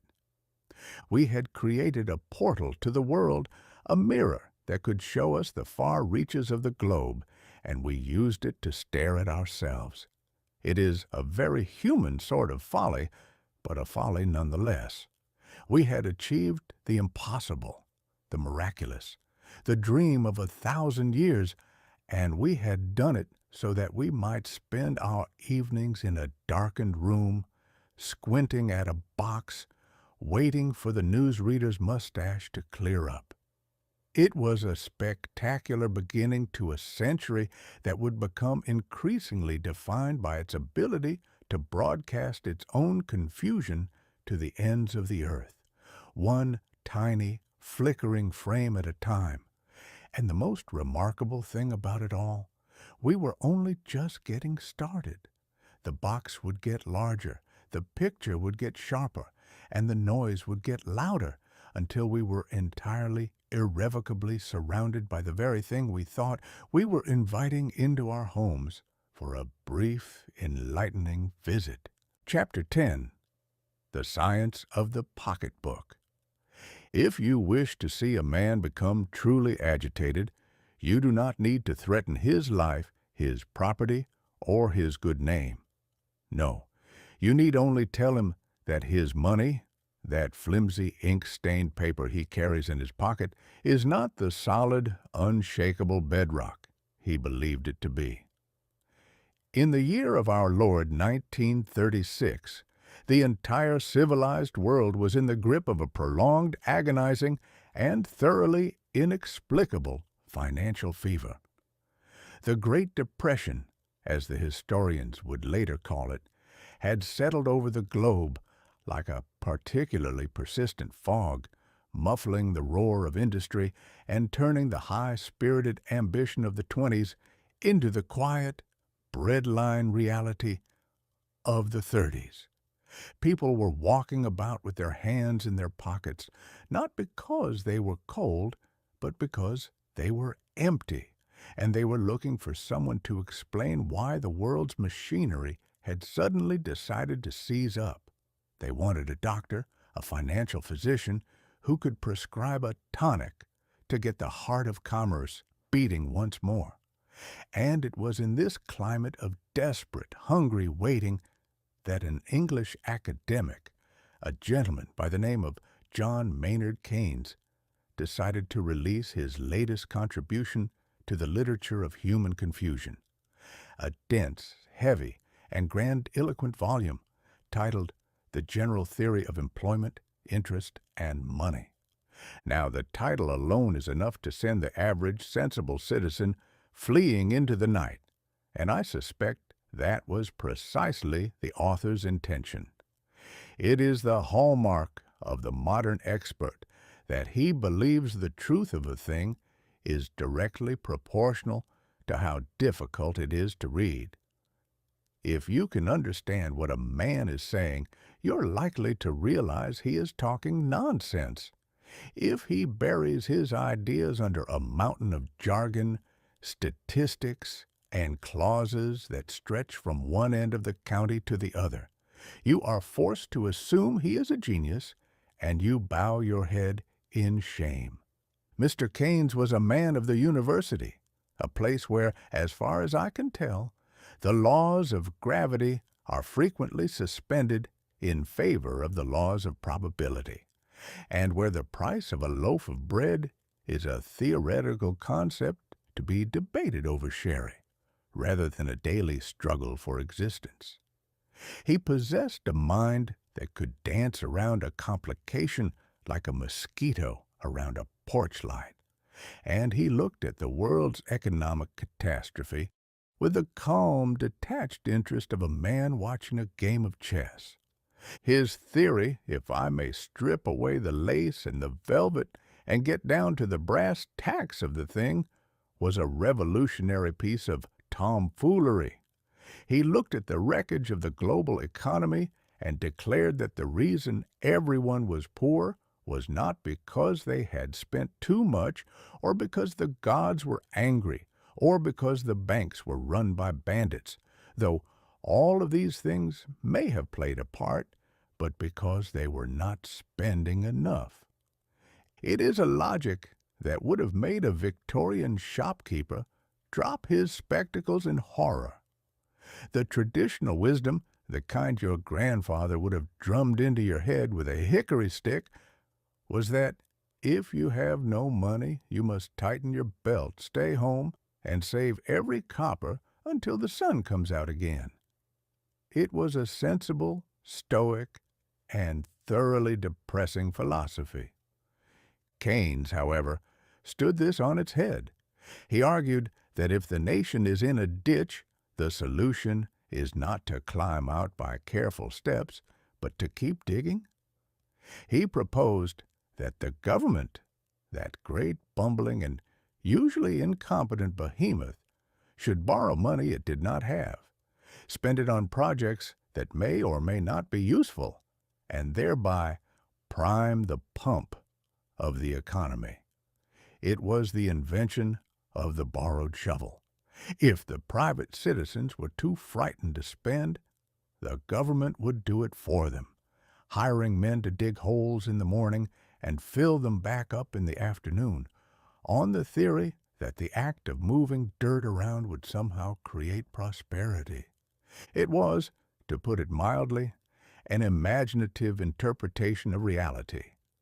To the men of the old guard, those dusty, buttoned-up fellows who believed that the only way to get ahead was to work, to save, and to pay your debts, this sounded like a formula for national suicide.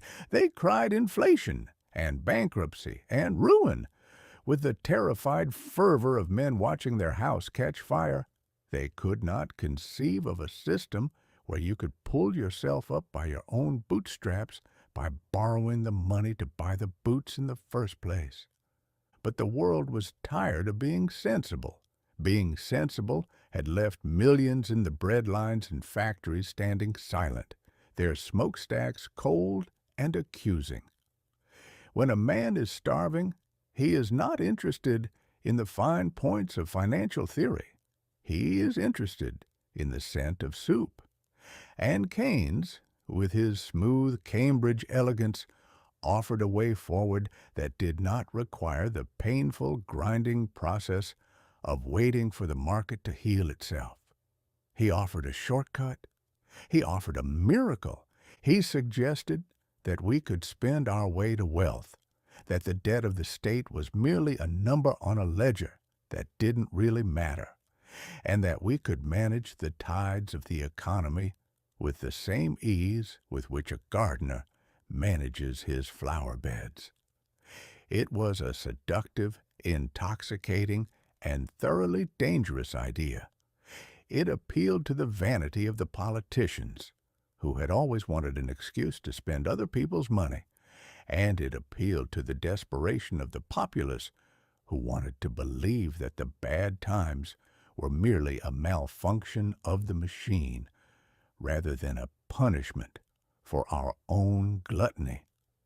And so the book was published, and the economists of the world, a strange and cloistered tribe who speak their own language and live in a state of perpetual disagreement, gathered to dissect it. They argued, they scribbled, they published refutations that were even more unreadable than the original work, and they managed to turn the simple, messy reality of buying and selling into a branch of mathematics. They convinced themselves that they were scientists, that they could calculate the future with the precision of an astronomer, and that they had finally conquered the fickle, chaotic nature of the human heart. The irony, of course, was that while they were arguing over their charts and their aggregate demands, the world was already moving on. The great, grinding wheels of history were turning, fueled by the very spending they were debating. Governments began to adopt the philosophy of the borrowed shovel, not because they understood the theory, but because it provided a convenient justification for doing exactly what they had been wanting to do all along: expand, build, and promise the moon. Keynes himself, one suspects, would have viewed the entire spectacle with a wry, amused detachment. He was a man of the world, and he knew that there is no power on earth as great as the power of a plausible-sounding idea. He had handed the leaders of the world a set of keys to the treasury, and he had done it with the intellectual authority that made them feel like they were engaging in an act of statesmanship rather than a grand national gamble. As we look back at that year, 1936, we see the true beginning of our modern, tangled, and debt-ridden world. We see the moment when we decided that the future is not something we save for, but something we borrow against. We see the birth of the belief that the state can fix anything, provided it has a loud enough megaphone and a fast enough printing press. It was a noble, foolish, and entirely human experiment. We were like a group of shipwrecked men who, instead of trying to patch the hull of our boat, decided to build a bonfire on the deck to keep us warm, certain that the smoke would somehow keep us afloat. And for a time, it worked. The warmth was comforting, the light was bright, and we forgot for a few blissful, fleeting years that the water was still rushing in beneath our feet. We had discovered the science of the pocketbook, a branch of learning that proved that if you only hold your breath and look at the ledger with enough confidence, the numbers will eventually agree to cooperate with your imagination. It is a grand, dizzying, and thoroughly whimsical notion, and it remains to this day the foundation of the world we live in, A world that is constantly, frantically, and quite impressively digging its own ditch, all while waiting for the next great theory to tell us why it's not really a ditch at all, but a tunnel to a new and brighter day. Chapter 11. The Manual of Mechanical Friendships. In the year of our Lord 1936, the American citizen found himself in a predicament that was, in its own way, quite as perilous as a trek through the trackless wilderness, or a tussle with a Mississippi riverboat gambler. The frontier was closed, the wilderness was conquered, and the great chaotic energy of the 19th century had been bottled, capped, and forced into the rigid, rectangular confines of the modern corporate office. The man who had once defined himself by his ability to hold a plow or fix a fence now found himself defining his existence by his ability to hold a desk and fix a ledger. And in this new airless world of commerce, the most valuable currency was no longer gold or silver or even good old-fashioned grit. It was the ability to be, or at least to appear to be, a pleasant fellow. It was into this environment of stiff collars and anxious smiles that a gentleman named Dale Carnegie stepped, carrying a guidebook that promised to teach the corporate clerks of the machine age how to turn their fellow human beings into instruments of their own professional advancement. The title of this work was How to Win Friends and Influence People, a name that sounds, to the discerning ear, suspiciously like a manual for picking pockets or training seals, but which the public immediately embraced with the desperate, grasping enthusiasm of a drowning man reaching for a life-preserver. Now, there is something truly spectacular about the audacity of an individual who sits down and writes a book intended to teach people how to like one another. It is the sort of thing that would have made our ancestors stare in bewildered silence. If you had gone up to a frontiersman in the days of old and offered to sell him a manual on how to be a likable chap, he likely would have offered you a choice between a heavy boot or a very long walk in the opposite direction. Friendship, in the old honest way of the world, was a thing that grew like a mushroom in a damp forest. It was either there or it wasn't, and it usually required nothing more than a shared bottle of whiskey or a mutual opinion on the incompetence of the local sheriff. But Mr. Carnegie's book proposed something far more revolutionary.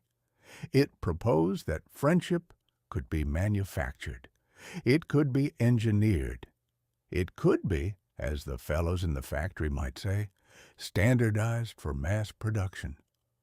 The manual provided a detailed step-by-step account of how to manipulate the social gears of the office to one's own advantage.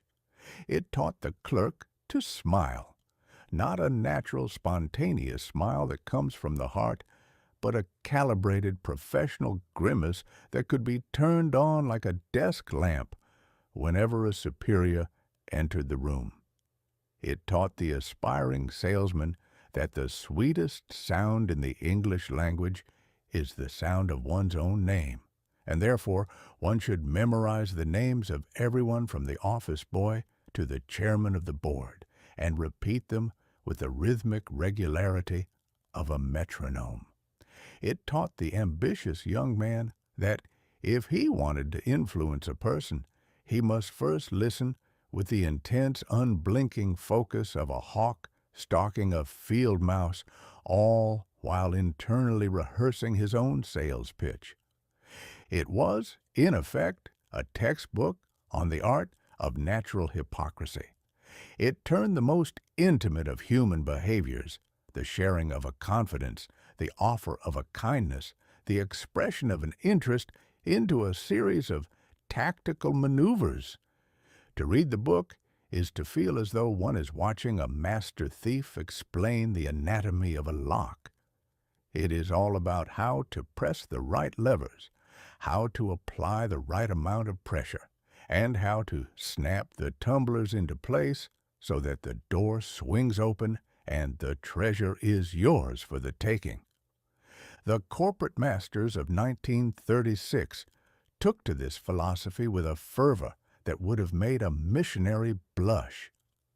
They saw in Mr. Carnegie's methods the final piece of the puzzle. They had already optimized the factory floor. They had already standardized the clock. They had already reduced the labor of 1,000 men to a series of repetitive, predictable movements. Now, with the help of this guidebook, they could optimize the labor of the soul. They could train their workers to be team players, which is a polite way of saying they could train their workers to suppress their own individuality, their own grievances, and their own natural human inclination to tell their boss exactly what they thought of his latest efficiency initiative. The irony of it all was that while the book was ostensibly about winning friends, it was actually a manual on how to keep them at arm's length. By reducing friendship to a formula, by turning the human heart into a series of predictable circuits, Mr. Carnegie and his followers were essentially teaching us how to be excellent actors in the grand, wearying play of commerce. We became a nation of performers. We learned to laugh at the boss's jokes even when they were as stale as last week's bread. We learned to nod with enthusiastic agreement at the most preposterous proposals. We learned to maintain a look of wide-eyed, rapt attention while our minds were halfway to the moon, or perhaps, more realistically, halfway to the nearest tavern. It was an art that previously required a lifetime of natural, unpracticed duplicity to master, but now, thanks to the miracle of print, the average junior clerk could learn it in a weekend. And the tragedy, if one can call it that, is that it worked. It worked too well. The men who followed the manual, who smiled on command, who remembered the names, who listened with that practiced predatory silence, did, in fact, move up the ladder. They got the promotions, they got the corner offices, and they got the salaries that allowed them to buy bigger, more expensive houses in the suburbs, where they could practice their mechanical friendships on their neighbors. One wonders, however, what happened to the people who were actually being influenced. Did they feel the sincerity, or did they feel deep in the marrow of their bones that they were being addressed by a machine? There is a certain unmistakable quality to a genuine human connection. It is messy, it is unpredictable, and it is entirely unstandardized. When you are genuinely liked by a person, you know it, not because they follow a set of rules, but because of the way they look at you, the way they hesitate, the way they share your silence. You cannot fake that, no matter how many times you repeat a man's name or tilt your head in a gesture of feigned interest. But in the rush to succeed, in the frantic, competitive scramble of the mid-30s, people were happy to accept the imitation. They were lonely, they were scared, and they were tired of the grind. If a book told them that they could be happy, successful, and well-liked simply by following a few simple steps, they were not going to stop to ask if those steps were hollow. They were going to buy the book. They were going to practice the smile in the bathroom mirror, and they were going to go back to the office and execute the plan with the cold, detached precision of a clockmaker. And so, the manual of mechanical friendships became a permanent fixture of our culture. We have been living with the consequences ever since. We have built a world where networking is a professional requirement, where social intelligence is a commodity to be traded, and where the most honest thing you can say about a man is that he is a good guy to have in the office.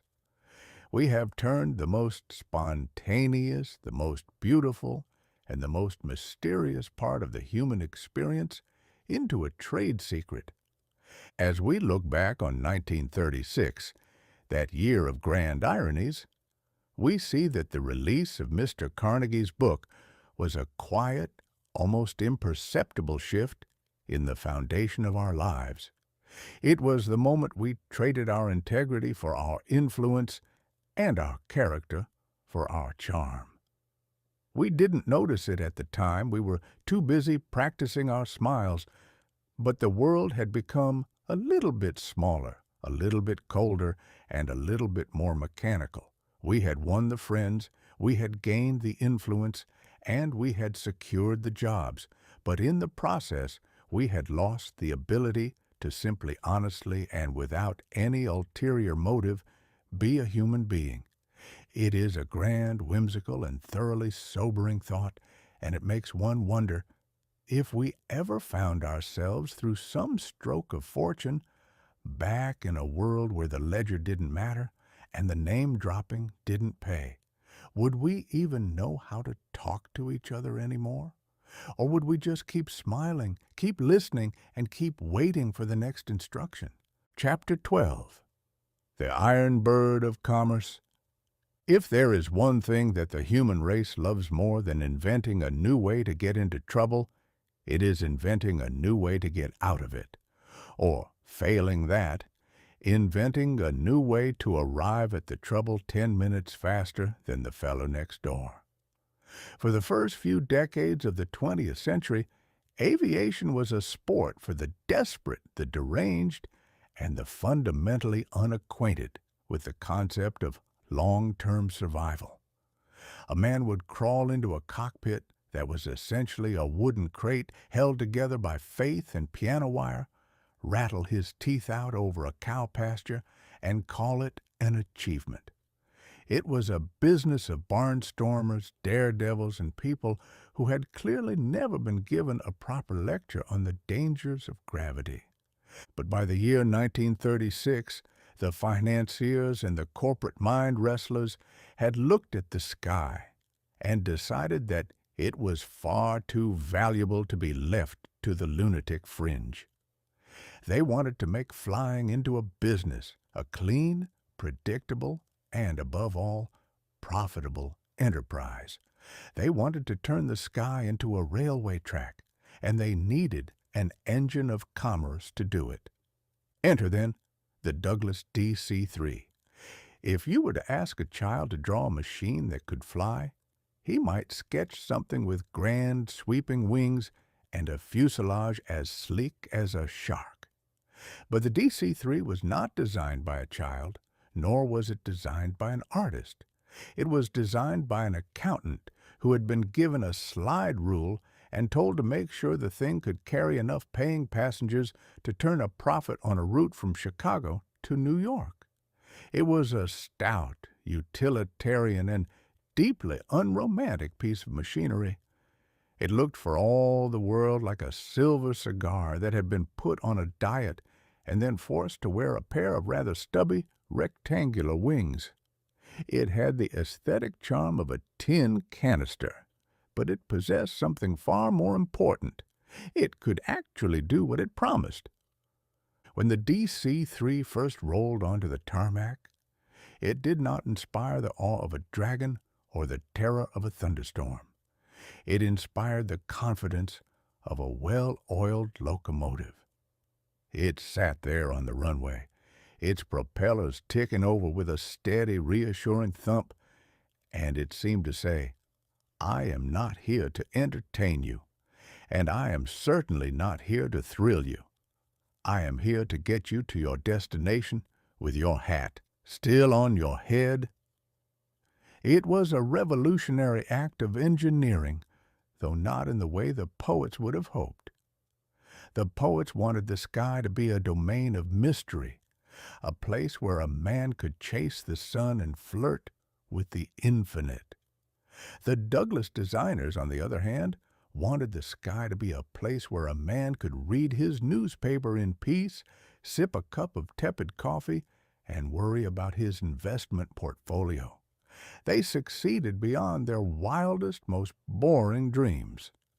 The DC-3 was the first airplane that made air travel look like a chore, and in the strange, inverted reality of the modern world, that was its greatest victory. It achieved the remarkable feat of taking a miracle, the act of detaching oneself from the surface of the earth and sailing through the clouds like an eagle, and reducing it to the level of a ride on a streetcar. You stepped into the cabin, you buckled your belt, and you waited. The engines roared, a sound that was less of a song and more of a persistent mechanical badgering, and then you were up. There was no wind in your face, no icy spray of rain, no frantic white-knuckled grip on the control stick. There was just the steady humdrum vibration of the floorboards beneath your feet. This was the iron bird of commerce. It was the vehicle that promised to connect the scattered, lonely patches of civilization into a single, cohesive web of air routes. It allowed a businessman in Detroit to conclude his affairs and be in Washington by nightfall, a feat that would have seemed like black magic only a decade prior. It shrunk the vast, daunting map of the United States until it felt like a neighborhood block. But with this shrinkage came a profound and perhaps unavoidable loss. We had conquered the adventure of flight, and in doing so, we had traded it for a comfortable, upholstered boredom. The passengers on the DC-3 were not pioneers. They were customers. They were no longer participating in the grand, reckless romance of the early days. They were participants in a schedule. They had brought their terrestrial anxieties up into the heavens with them. They looked out the window at the patchwork quilt of the earth below, the green fields, the silver rivers, the tiny, scurrying lights of the cities, and they didn't feel the sublime, shaking wonder of the heights. They felt the irritation of a seat that didn't recline quite far enough, or the disappointment of a lunch that had been wrapped in a soggy napkin. It is a grand, dizzying irony. We spend the better part of human history staring at the birds, weeping with longing, and cursing our heavy earthbound boots. We labor for centuries, throwing our gold, our genius, and our lives into the furnace of invention, all for the singular purpose of joining the hawk in the blue. And when we finally succeed, when we finally build the machine that can take us there reliably, safely, and comfortably, we treat the whole thing as if it were a minor inconvenience. We look at the wing, we look at the clouds, and we say, "My, this is a long flight. I hope they serve the snacks soon." The DC-3 was the perfect instrument for this transformation. It was a sturdy, stubborn, and thoroughly reliable beast. It was the sort of machine that could be kicked, beaten, and flown through the worst weather the sky could conjure, and it would still land you on the runway on time. It was not pretty, but it was honest. It didn't pretend to be an angel of the ether. It was a bus with wings. And perhaps that is all we ever really wanted. We didn't want to be gods.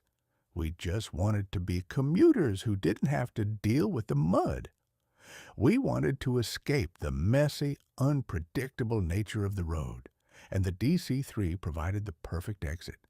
It made the air an extension of the office, the home, and the parlor. It brought the noise, the clutter, and the routine of the earth up into the silent, pristine reaches of the atmosphere. As the year 1936 drew to a close, the Iron Bird became a common sight across the continent. It was a staple of the new landscape, a silver flash against the blue, carrying its load of salesmen, clerks, and politicians from one point on the map to another, all of them entirely uninterested in the fact that they were performing a feat that would have baffled the wisest men of the previous century. They were too busy checking their pockets for their wallets and wondering if they'd remembered to lock the front door. There is, to my mind, a certain wistful melancholy in this. We have traded the majesty of the sky for the convenience of the schedule.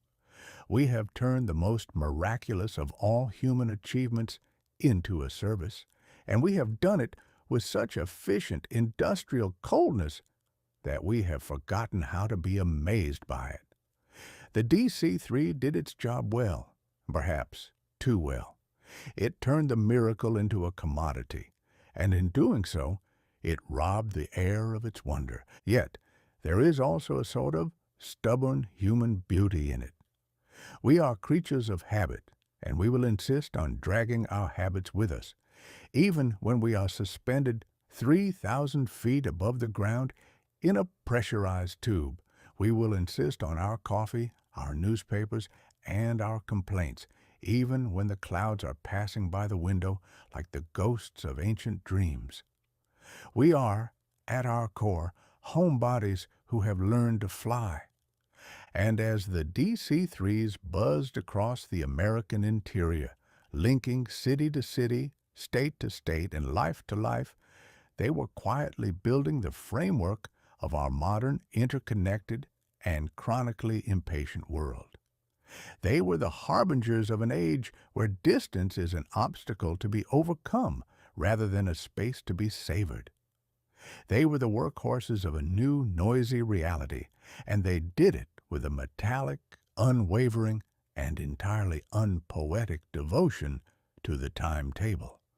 It was a success, of course. It was a resounding, glorious, and profitable success. The companies bought them by the dozen, the routes expanded, and the people filled the cabins. But I sometimes wonder, as I watch one of those silver ships droning its way across the horizon, what the birds must think of us. They see us up there, sitting in our rows, reading our books, and grumbling about the legroom, and they must surely laugh. They see us using the most magnificent power on earth, the power of flight, to go to a meeting, and then immediately return home again, all while pretending that the view outside the window is just another wall to be stared at. It is a very human sort of comedy, this iron bird of commerce. It is a testament to our genius, our industry, and our complete and utter lack of perspective. We have conquered the air, and we have done it for the express purpose of getting from one place to another without having to look at anything along the way. It is a triumph of the will, a miracle of the engine, and a catastrophe of the imagination. And I, for one, think it's exactly the sort of thing we deserve. We asked for the sky, and when we got it, we asked if it had a dining car. Chapter 13. The Dress Rehearsal in Iberia.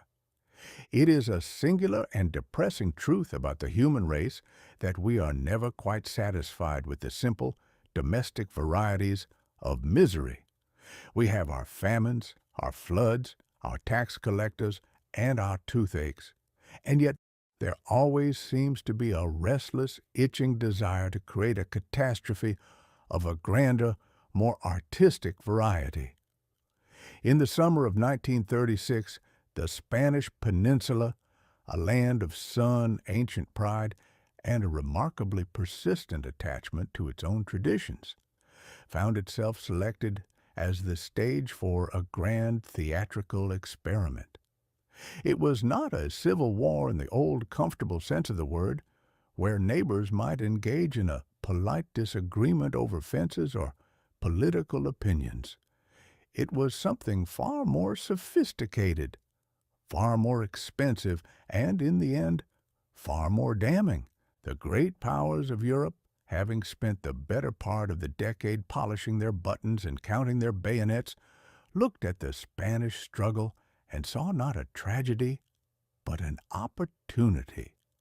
It is a terrible thing to contemplate, but a modern war is the only true laboratory for a manufacturer of munitions. How are you to know if your latest, most expensive airplane is truly capable of pulverizing a city square unless you actually drop a bomb on one? How are you to know if your new ironclad tank can navigate the muddy, uneven terrain of a province unless you drive it through a field of wheat that belongs to some poor, bewildered farmer who was, until 10 minutes ago, mostly concerned with the harvest? And so the dress rehearsal in Iberia began. It was a play where the lead actors were Spanish, but the stage hands, the directors, and the prop masters were from Berlin, Rome, and Moscow. These foreign gentlemen arrived with their suitcases full of ideologies and their ships full of mechanical toys. They did not come for the wine, and they did not come for the sunshine. They came to test the limits of their newest philosophies and the tensile strength of their newest engines of destruction. They brought their bombers, those great metallic locusts that hummed with a sound that could freeze the blood in a man's veins.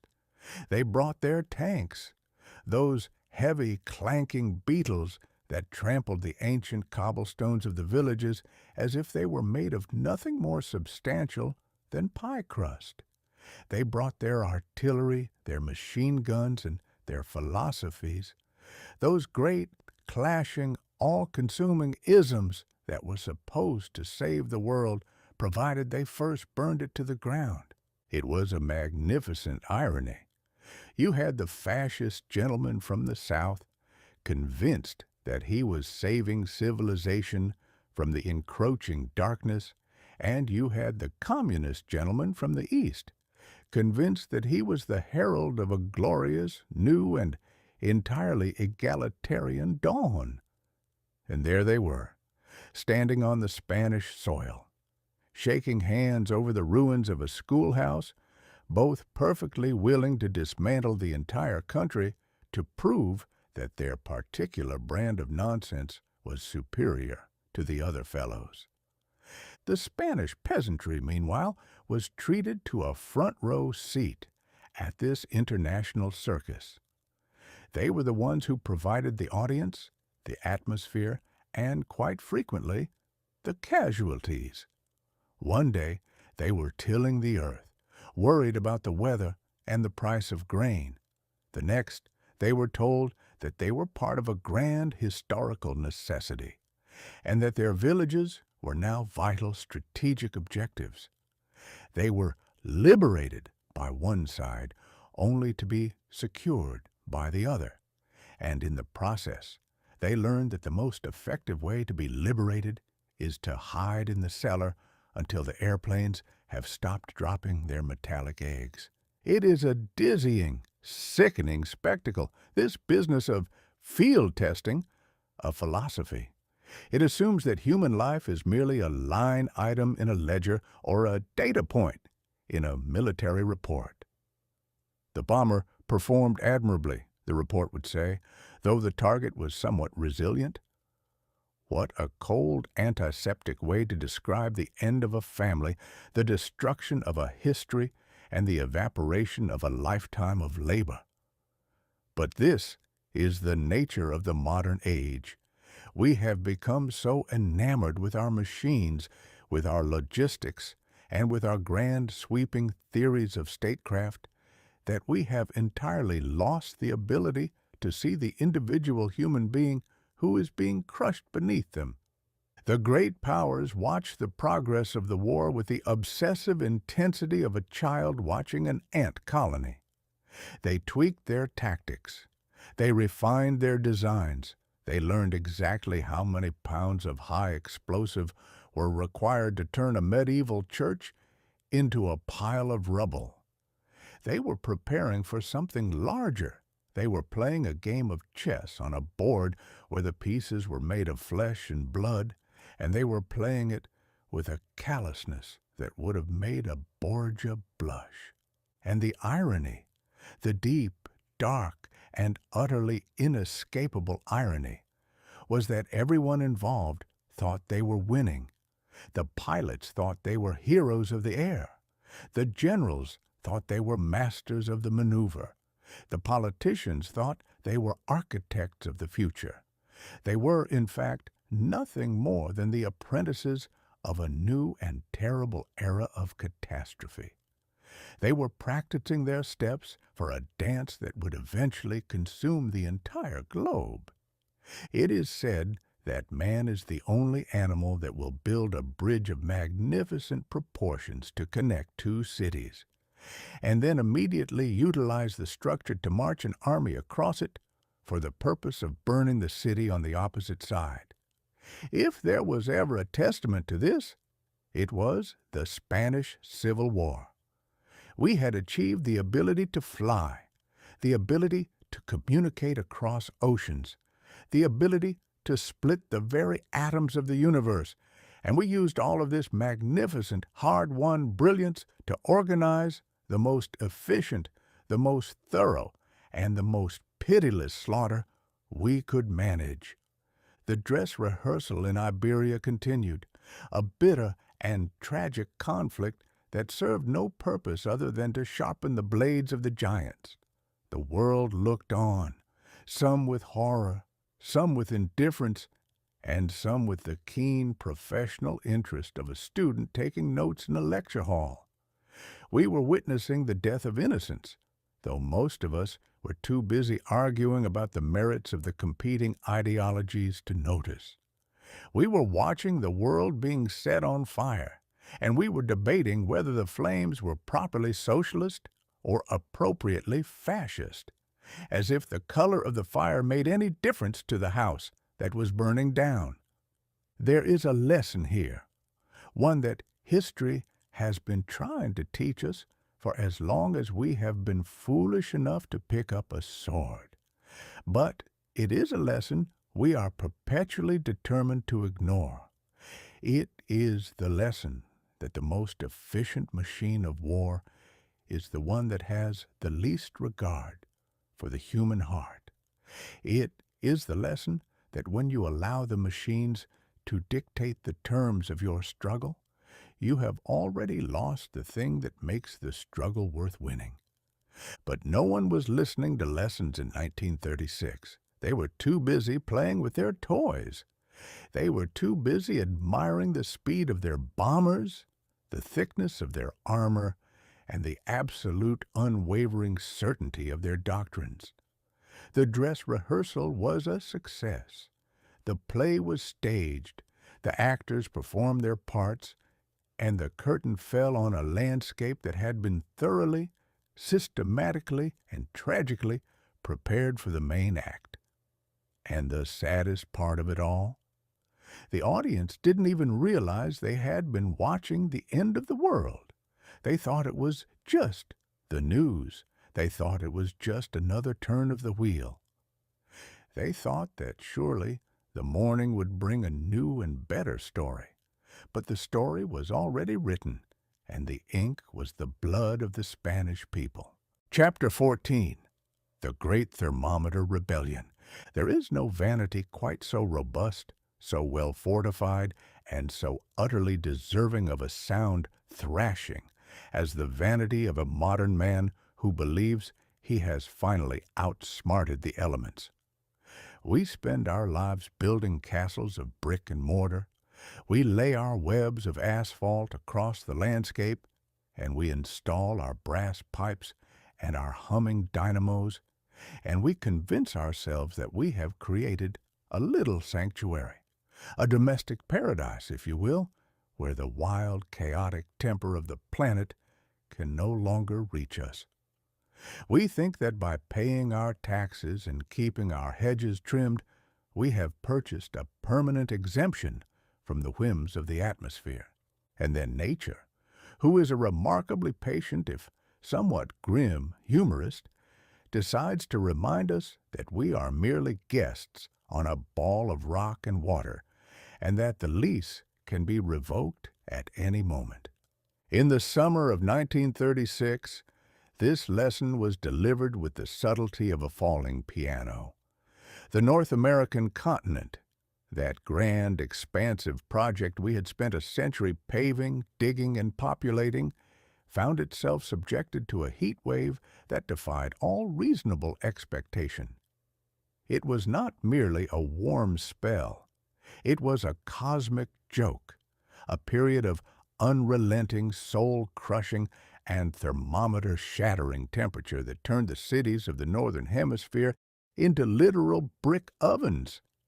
It began with a subtle shift in the air, a certain heaviness that signaled the departure of all mercy.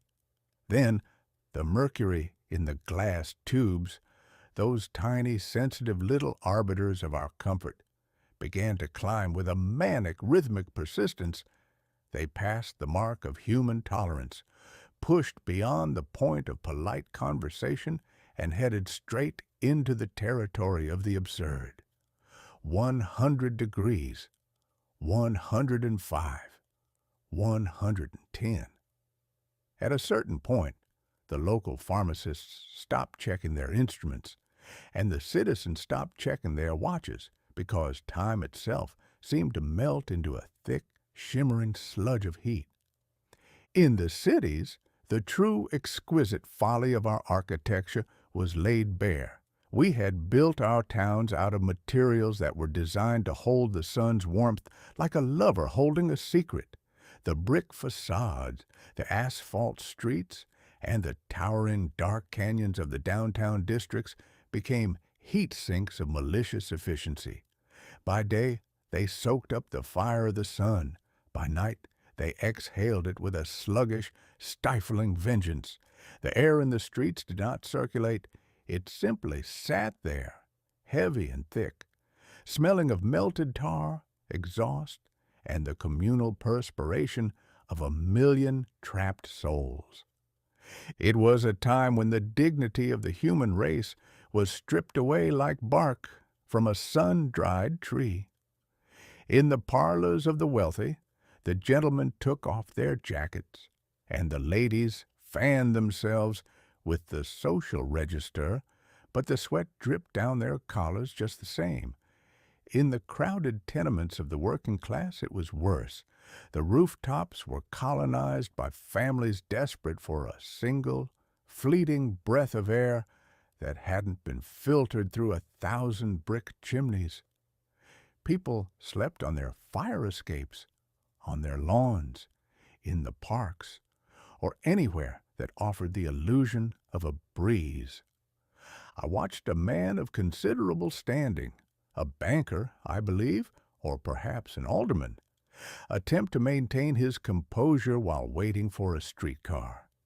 He was dressed in the finest linens. He wore a hat that suggested he was a man of consequence, and he stood with a rigid, practiced posture. But the heat is the great equalizer of men. Within 5 minutes, his collar had wilted into a limp, pathetic rag.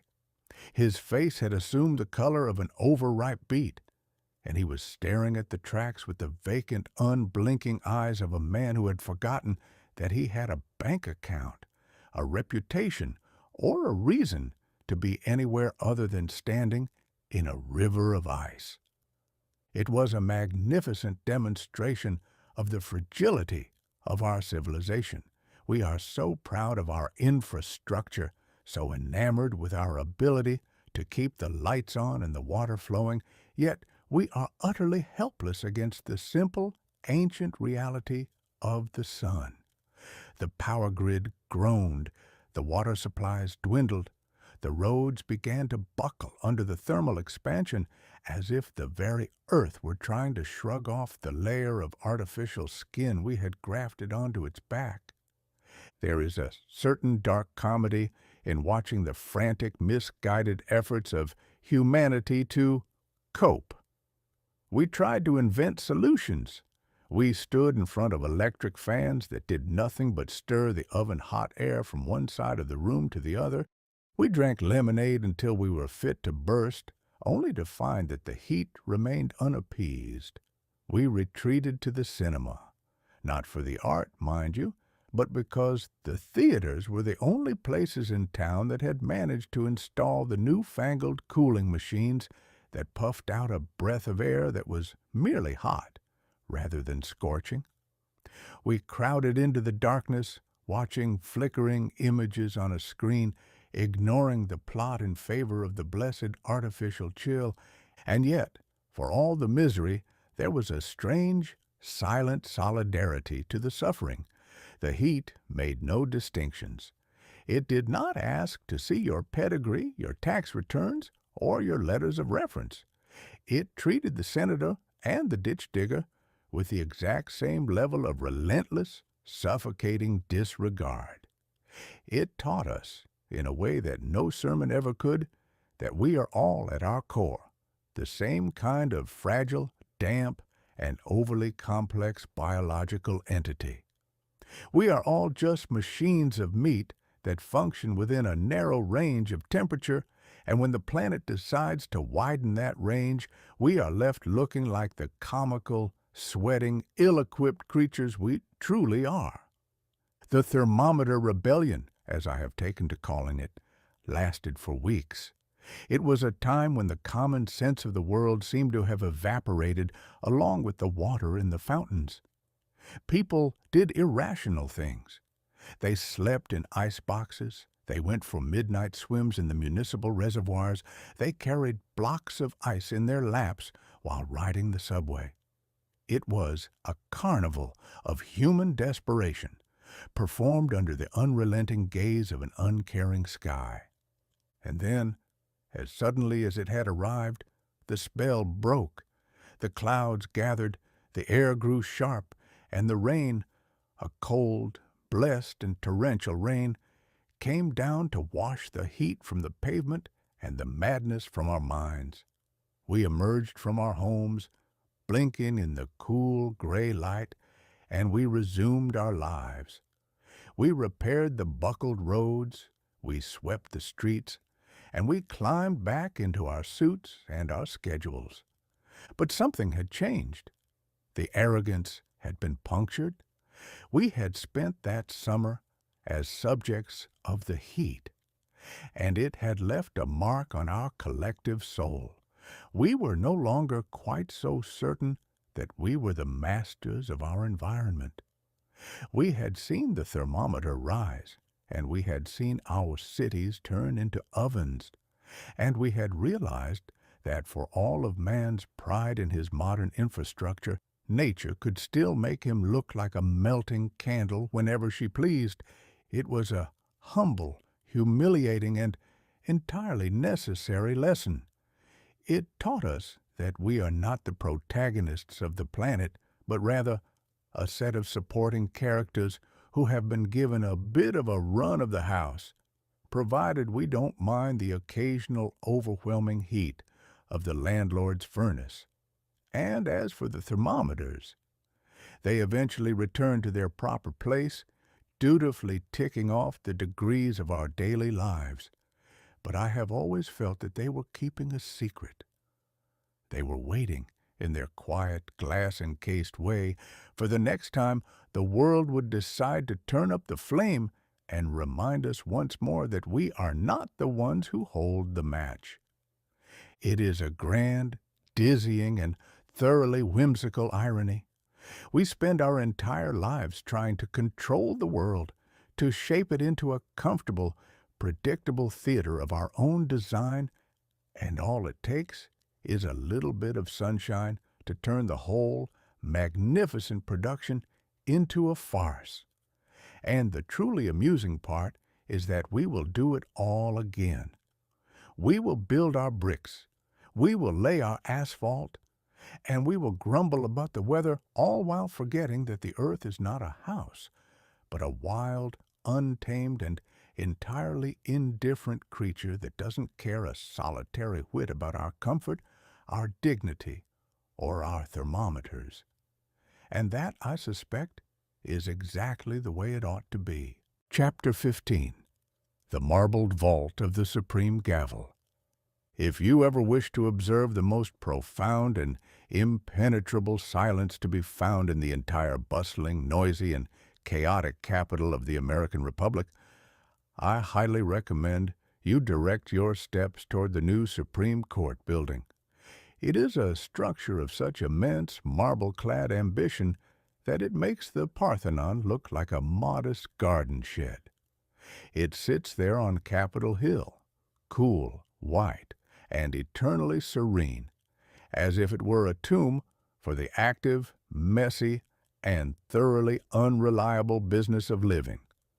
Inside, the air is kept at a constant, respectful temperature, and the atmosphere is so heavy with the scent of old parchment and the weight of unassailable tradition that one feels an instinctive urge to tiptoe, lest one wake the ghosts of the founding fathers and be forced to explain why we are still using their signatures to justify such a wide variety of modern mischief. It was here, in this marbled vault, that 9 elderly jurists spent their afternoons engaged in the most curious and deliberate form of gymnastics known to the political world. They were the sentinels of the status quo, the keepers of the ancient dusty scrolls, and the primary obstacle to the frantic, alphabet soup ambitions of the executive branch. They sat upon their elevated dais, swaddled in black silk robes that looked suspiciously like the vestments of a particularly dour priesthood, and they spent their hours listening to arguments that were designed to make the human brain feel as though it were being slowly wrapped in layers of damp wool. The gentlemen in question were, by all accounts, quite advanced in their years, and even more advanced in their convictions. They were men who had been born when the world still moved at the speed of a horse and buggy, and they possessed a deep spiritual attachment to the sanctity of the contract, the limits of federal authority, and the fundamental immutable truth that if a thing has been done a certain way for 100 years, it is a sacrilege to suggest that it might be done differently now. Across the street, in the White House, the president was busy conducting his grand, frantic experiments in national recovery. He was throwing agencies at the sky and hoping they would stick. He was creating bureaus, boards, and commissions with a speed that would have exhausted a common clerk. And he was operating under the magnificent, if somewhat reckless, theory that the government could fix any problem, provided it had enough paper and enough stamps. He saw the Depression as a great, broken machine that needed a few new parts, a bit of oil, and a very strong hand on the lever. But the 9 jurists, those venerable graybeards of the law, saw the whole thing through a different lens. They saw the Constitution as a rigid, unyielding cage, and they saw the New Deal as a group of exuberant, ill-mannered children who were trying to pry the bars apart with a butter knife. Whenever a new law came before them, a law intended to stabilize the farms or organize the industry or provide a safety net for the elderly, they would set their spectacles upon their noses, open their heavy leather-bound books, and look for a reason to say no. And heavens, were they good at saying no? It is an art form, really. It requires a certain refined quality of mind to take a piece of legislation that was intended to feed 1,000 hungry mouths, and find, in the fine print of the 14th Amendment, a reason why it constitutes an illegal, unconstitutional, and utterly reprehensible assault on the liberty of the individual. They didn't strike down the laws with a shout. They struck them down with a sigh. They would issue their opinions in long, complex, and flowery prose that went on for 50 pages and ultimately concluded that the entire laborious effort of the administration was nothing more than a constitutional vanity project. The government would be brought to a dead halt. The agencies would stop their work. The bureaucrats would sit at their desks, staring at the wall, and the president would be forced to go back to the drawing board, his cigarette holder pointing at the ceiling in a gesture of profound, exasperated resignation. It was a comedy of the highest order, provided you were not the one whose farm was being foreclosed upon or whose factory was being ordered to shut its doors. The ironies were delicious. Here we had a nation in the grip of the most significant economic crisis of its history, and yet the entire mechanism of its relief could be paralyzed by the collective shaking of 9 venerable heads, a few strokes of a quill pen, a few lines of Latin, a few hours of deliberation in a chamber that had never seen a speck of dust, and an entire program of national recovery could be turned into a pile of worthless paper. It was a testament to the power of the law, I suppose, but it was also a testament to the peculiar, stubborn nature of men who believed that the future should always be held hostage by the past. The public, for their part, watched this drama with a mixture of confusion and resentment. They didn't understand the constitutional nuances. They didn't care about the difference between a delegation of power and a regulation of commerce. They only knew that when they looked to the government for help, they were told that the help was illegal. They began to suspect that the law was not a shield for the weak, but a sword for the strong, and that the black-robed sentinels on the hill were more interested in protecting the property of the wealthy than the stomachs of the poor. The president, sensing the mood, began to grow restless. He started to make speeches about the horse and buggy days, and he hinted with the characteristic jaunty charm of a man who knows he is playing with fire that the judiciary might be in need of a bit of renovation. He suggested that perhaps the bench was getting a little too crowded with men who were more interested in the 19th century than the 20th. The reaction from the marbled vault was instantaneous and frosty. The jurists, quite naturally, viewed themselves not as political obstacles, but as the holy protectors of the American way of life. They were offended, they were shocked, and they were, above all, determined to dig their heels in. And so, the stalemate continued. It was a conflict between the irresistible force of executive urgency and the immovable object of judicial restraint. It was the battle between the man who wanted to build the future and the men who wanted to preserve the museum. And the irony, the grand, overarching, and entirely whimsical irony of it all, was that both sides were convinced they were saving the country. The one side believed the country was in danger of falling apart, and the other side believed the country was in danger of losing its soul. I have often thought that if the Founding Fathers could have returned to earth, walked into that marbled vault, and seen the 9 gray beards arguing over the fate of a farm relief bill, they would have been absolutely baffled. They would have scratched their powdered wigs and asked, "What is all this fuss about? We gave you a set of principles, not a straitjacket. We expected you to have the good sense to govern yourselves, not to spend your entire existence trying to trip each other up in a game of legal hopscotch." But that is the nature of the law, I suppose. It starts as a simple, sensible idea, and it ends as a tangled, thorny thicket that only the initiated can navigate. We build our temples to justice, we polish our gavels, and we dress our judges in the finest silks, all in the hope that we can keep the chaos of the world at bay.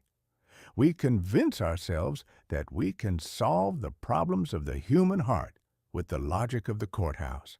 And yet, there we were, in the middle of 1936, realizing that for all our grand institutions and all our venerable jurists, we were still just a collection of men and women trying to figure out how to live together without burning the house down. The 9 old men, meanwhile, continued their work. They sat in the high chairs, they listened to the lawyers drone on, and they struck down the laws with the practiced ease of a chef chopping onions. They were the masters of the standstill, the architects of the impasse. And while the world outside rushed on, while the machines roared, the radios blared, and the nations prepared for the coming storms, the Supreme Court remained, a quiet, marbled island in a sea of motion, proving once and for all that there is no power on earth, not even the presidency, not even the will of the people, that can overcome the stubborn, entrenched, and fundamentally unshakable commitment of 9 old men to the idea that nothing should ever happen for the first time. It is a comforting thought, in a way. It means that no matter how fast the world moves, there will always be someone left to say, "Wait a minute, you haven't filled out the proper forms." Chapter 16. The Show Trials of the North. If there is one thing that the human race has mastered with an efficiency that borders on the divine, it is the art of the organized farce. We are, at our core, a species of dramatists. We love a costume, we adore a script, and we are never happier than when we are performing a role that bears absolutely no resemblance to the truth.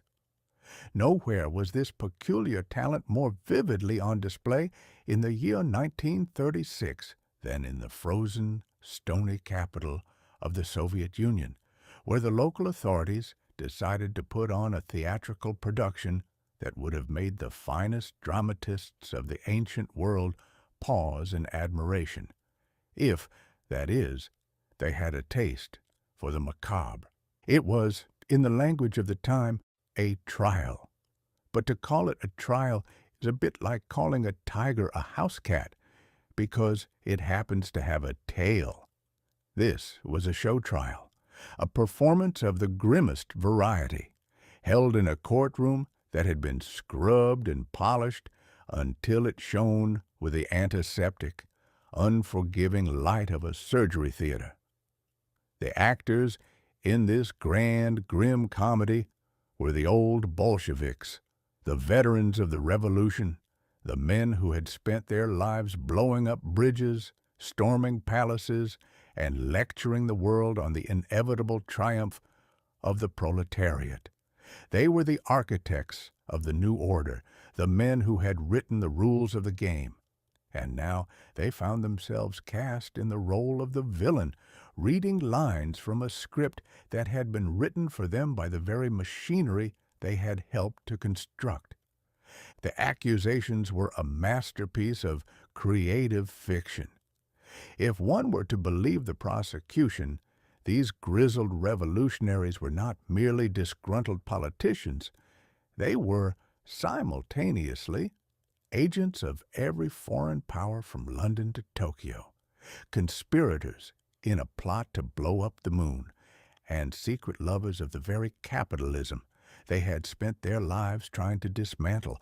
They were accused of crimes so spectacular, so contradictory, and so utterly bizarre that a sane man would have laughed out loud had the courtroom not been filled with armed guards and a palpable, suffocating fear. But the most remarkable part of the show, the part that kept the foreign diplomats in the front row squinting into their notebooks, was the performance of the defendants themselves. These were men of iron, men who had faced the Tsar's police and the firing squads of the Civil War without blinking. And yet, here they were in the year 1936, bowing their heads, clutching their hands, and reciting their confessions with the weary, practiced monotone of a schoolboy reciting his times tables. They confessed to everything.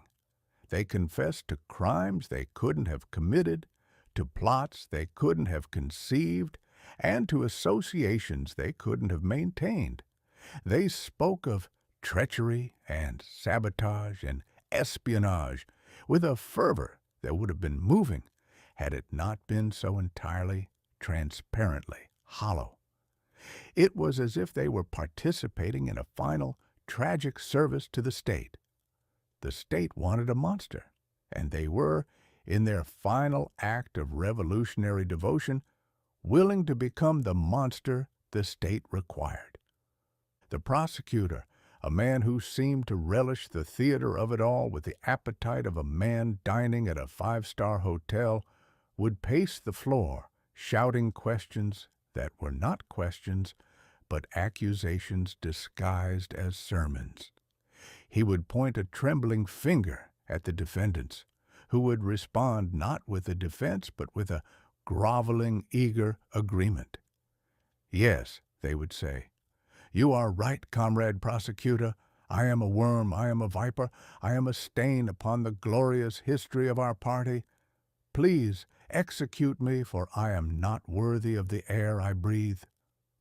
It was a comedy of the highest order, provided one could stomach the taste of the bile in one's throat.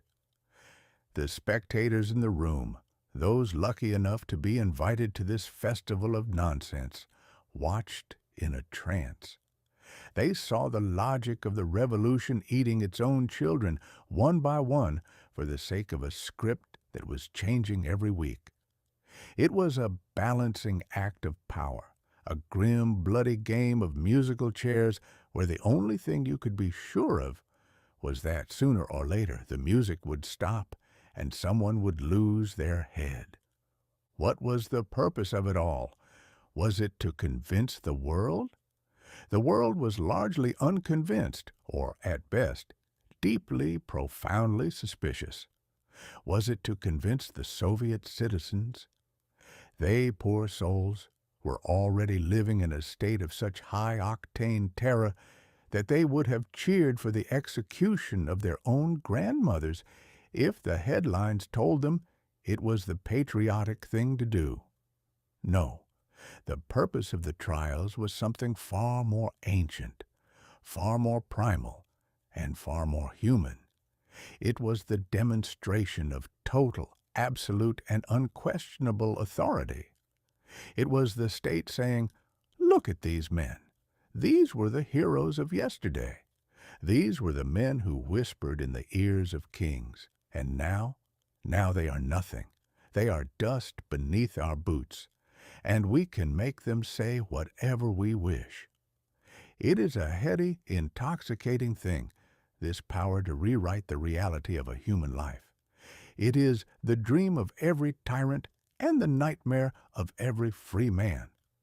To take a man who once held the power of life and death, to strip him of his dignity, his history, and his identity, and to force him to serve as a prop in your own public play.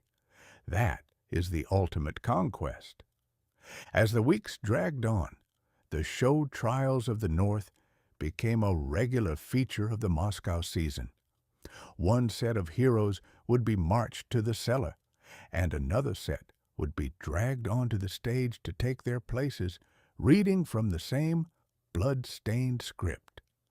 The foreign correspondents, those intrepid fellows who usually enjoy a good scandal, stopped writing about the revolutionary zeal and started writing about the institutionalized madness. They saw that the Bolshevik experiment had entered a new phase, the phase where the revolution decided it had no more enemies left in the outside world, so it began to invent them from the ranks of its own leadership.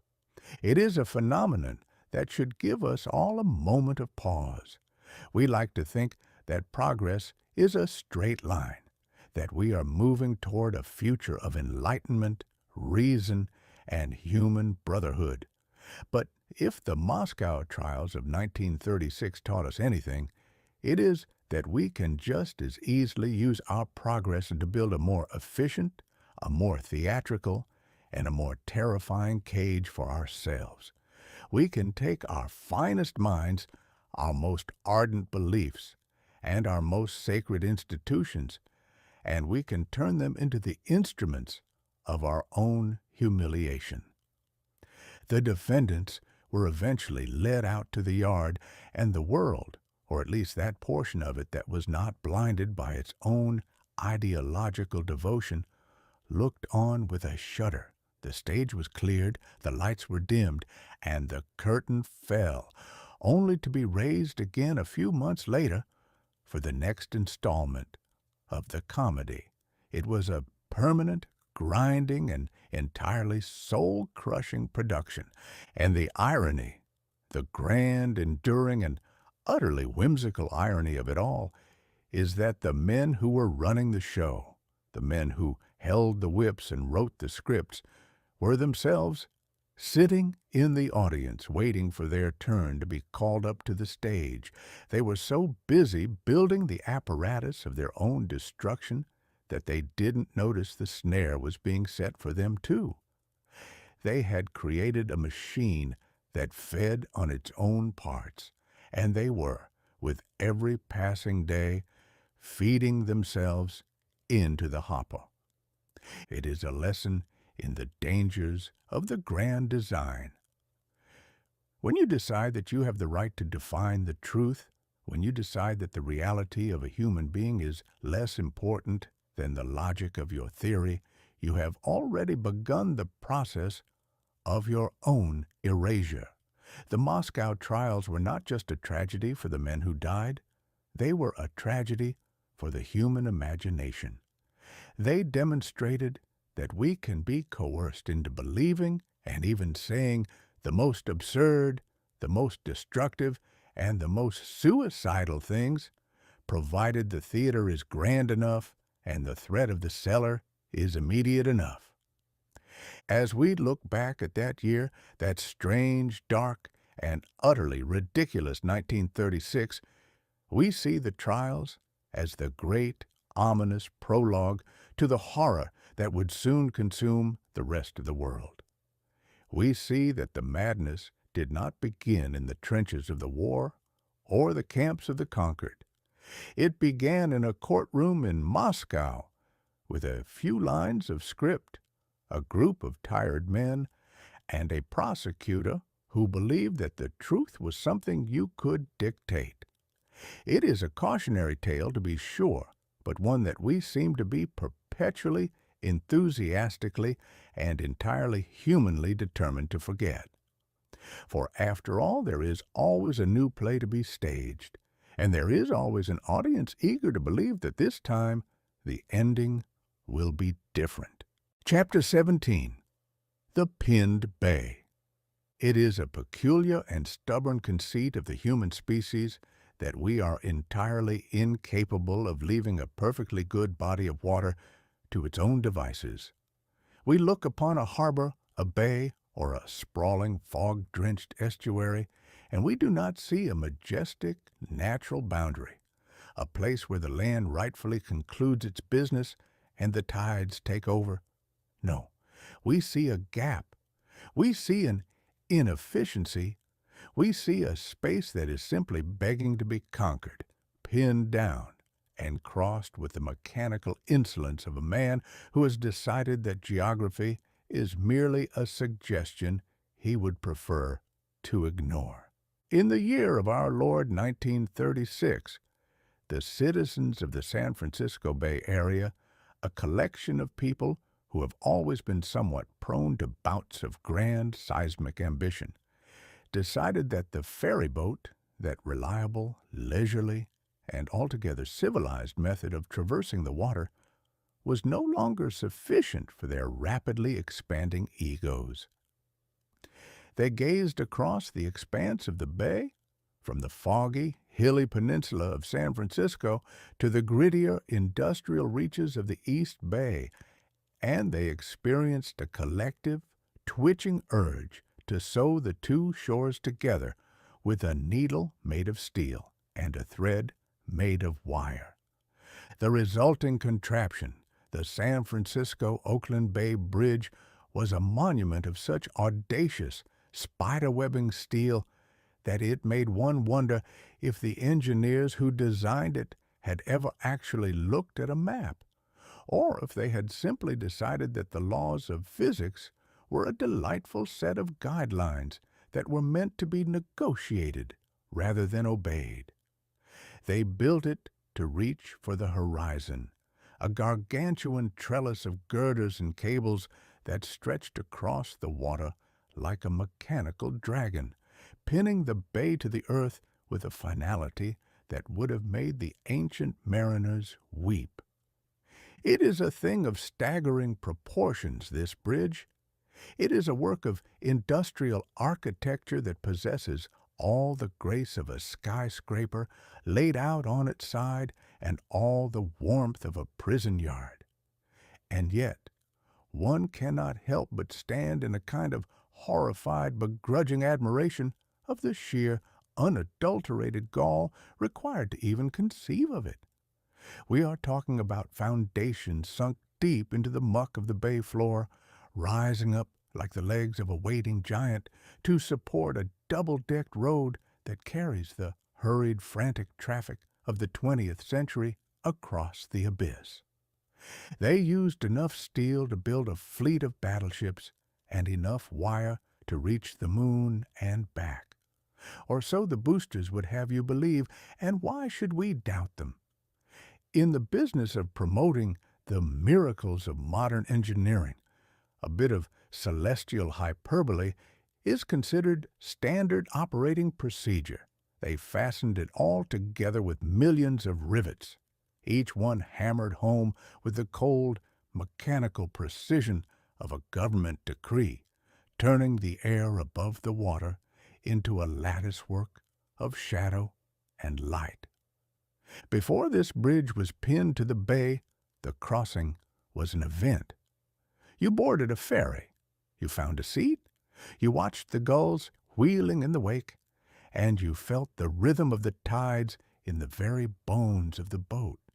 It was a time to think, a time to breathe, a time to realize that you were a small, insignificant creature moving across a very large, very indifferent piece of nature.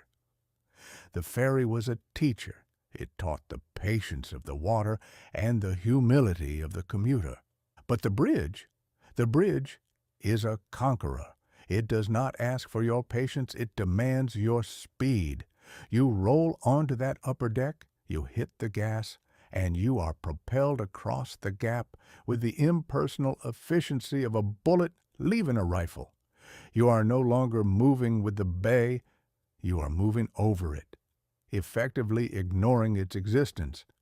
You are inside a car, surrounded by the smell of exhaust and the hum of the tires, and the bay below is merely a distant blue-gray blur that you might glance at if the traffic slows down enough to allow for a momentary, distracted observation. It is the triumph of the machine over the mood. We have taken the most romantic, the most atmospheric, and the most challenging crossing in the West, and we have tamed it, paved it, and regulated it until it has become just another stretch of the highway. We have pinned the bay down, we have harnessed the tides, and we have forced the geography to serve the timetable. It is a magnificent achievement, make no mistake. It proves that man can tame any harbor, provided he has enough capital, enough dynamite, and enough sheer, stubborn, ironclad determination to make the world look exactly like a map.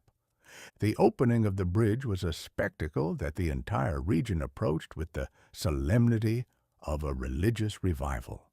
The crowds gathered, the bands played, the politicians puffed out their chests and spoke of unity and progress and the dawn of a new era, as if the bridge were a peace treaty rather than a toll road. They cut the ribbons, They honked the horns, and they drove their shiny new automobiles across the span in a grand, triumphant, and utterly monotonous parade. They felt they were connected at last. They felt that Oakland was no longer a neighbor, but an appendage, that the distance had been abolished, and that they had finally succeeded in creating a single, unbroken, and entirely uninterrupted urban sprawl.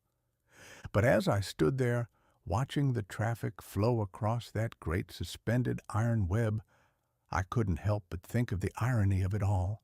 We had spent generations learning how to bridge the distance, how to bring the far-flung edges of our world into a neat, tidy, and manageable proximity.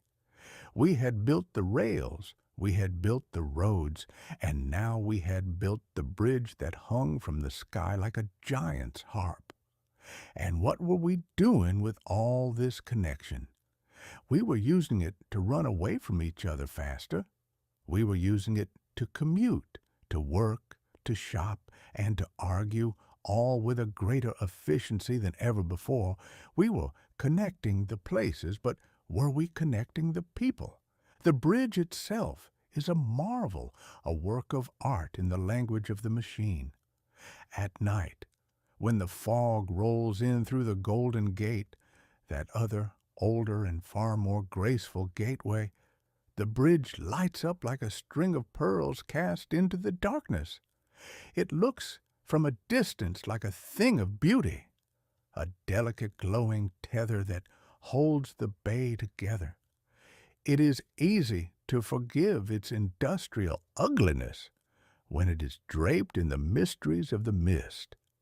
It is easy to forget that it is a giant, heavy, and potentially permanent cage we have built around our own movement. There is a restlessness in this structure, a frantic, vibrating energy that never truly settles. It is a bridge that seems to be in a constant state of apology for its own existence, shifting and swaying with the currents of the wind, yet held fast by the sheer, unyielding weight of its own anchors. It is a monument to the anxiety of the modern age, the need to be somewhere else, the need to arrive, the need to move. And so the bay is pinned, the ferrymen are out of a job, the gulls have lost their best source of handouts, and the city is now permanently, irretrievably linked to the industrial plains on the other side. We have mastered the water, and we have paid for it with the loss of the journey. We have the speed, we have the capacity, and we have the convenience. We have the bridge, and it is a magnificent, towering, and thoroughly preposterous thing. I wonder what the bay thinks of it. I wonder if, deep down in the dark, silent trenches of the water, the bay resents being pinned. I wonder if it feels the weight of the millions of tons of steel pressing down upon its back, or if it simply views the whole structure as another passing fad, a temporary bit of metalwork that will eventually rust, crack, and fall into the muck, leaving the water to flow as it always has, indifferent to the transit of men. It is a grand, whimsical, and entirely human thing to think that we have achieved a permanent victory over the geography. We march our cars, our trucks, and our buses across our webs of iron, and we tell ourselves that we have changed the world. We are, in our own estimation, the masters of the map. And yet, every time I look at that bridge, I see the same old human folly, the desire to control, the urge to cross, and the perpetual grinding restlessness that will never, ever be satisfied, no matter how many miles of wire we string across the sea. We have built our bridge to connect two worlds, and we will spend the rest of our days marching across it, chasing a destination that is always and will always be just a little bit further down the road. Chapter 18, The Subterranean Vaults of Gold. There is a peculiar and deep-seated mania in the human constitution, a kind of fever of the blood that manifests itself whenever the eye lights upon a shiny yellow metal. It is a malady that has plagued our species since the first hairy ancestor of ours happened upon a nugget in the mud and decided, for reasons known only to the gods of chaos, that this particular stone was worth a man's life. It does not keep one warm in the winter. It does not fill the belly when the harvest fails. It does not offer a comforting word when the world is dark. And yet, humanity has spent the better part of its history digging it up, refining it, fighting wars over it, and generally treating it with the kind of religious reverence usually reserved for things much more useful, like a well-turned plow or a good pair of boots. In the year of our Lord 1936, the government of the United States, that grand, expansive, and occasionally whimsical body of administrators, decided that this mania needed to be properly managed. They looked upon the nation's supply of this yellow metal, which was currently scattered about in various banks and private pockets, and they determined that it was far too insecure. It was simply not doing the work it was meant to do, which, as far as I can tell, is to sit in a pile and look important. And so the federal authorities embarked upon a project of architectural madness that would have made the ancient pyramid builders nod in silent professional appreciation. They decided to construct a great stone fortress, a mausoleum for money, if you will, in the rolling, unpretentious hills of Kentucky. They called it the United States Bullion Depository, though the common folk, with their unerring instinct for the plain truth, simply called it Fort Knox. The construction of this facility was a masterpiece of paranoia. They didn't just want a bank, they wanted a sanctuary. They poured concrete of such thickness that it would have repelled the artillery of a mid-sized kingdom. They laid granite blocks of such staggering weight that they seemed to be anchoring the entire state of Kentucky to the center of the earth. They installed doors that were rumored to be so complex and so heavy that the mere sight of them would discourage a professional safecracker from ever picking up a crowbar again. It was to be a fortress not against the roving bandit or the midnight thief, but against the very idea of insecurity. The ironies involved in this endeavor were so thick and so layered that one could slice them and serve them for breakfast. Here was a nation that had spent its entire existence priding itself on the dynamism of its commerce, the speed of its trade, and the fluid, energetic movement of its capital. And yet, the chief project of 1936 was to take all that fluid, energetic wealth and pour it into a deep, dark hole in the ground where it could be properly, securely, and permanently immobilized. We were taking the gold out of the earth, where it had been resting in a state of perfectly dignified idleness for a few million years, and we were going to the trouble and expense of refining it, stamping it into little bars, and burying it right back into the earth, where it would continue to do absolutely nothing.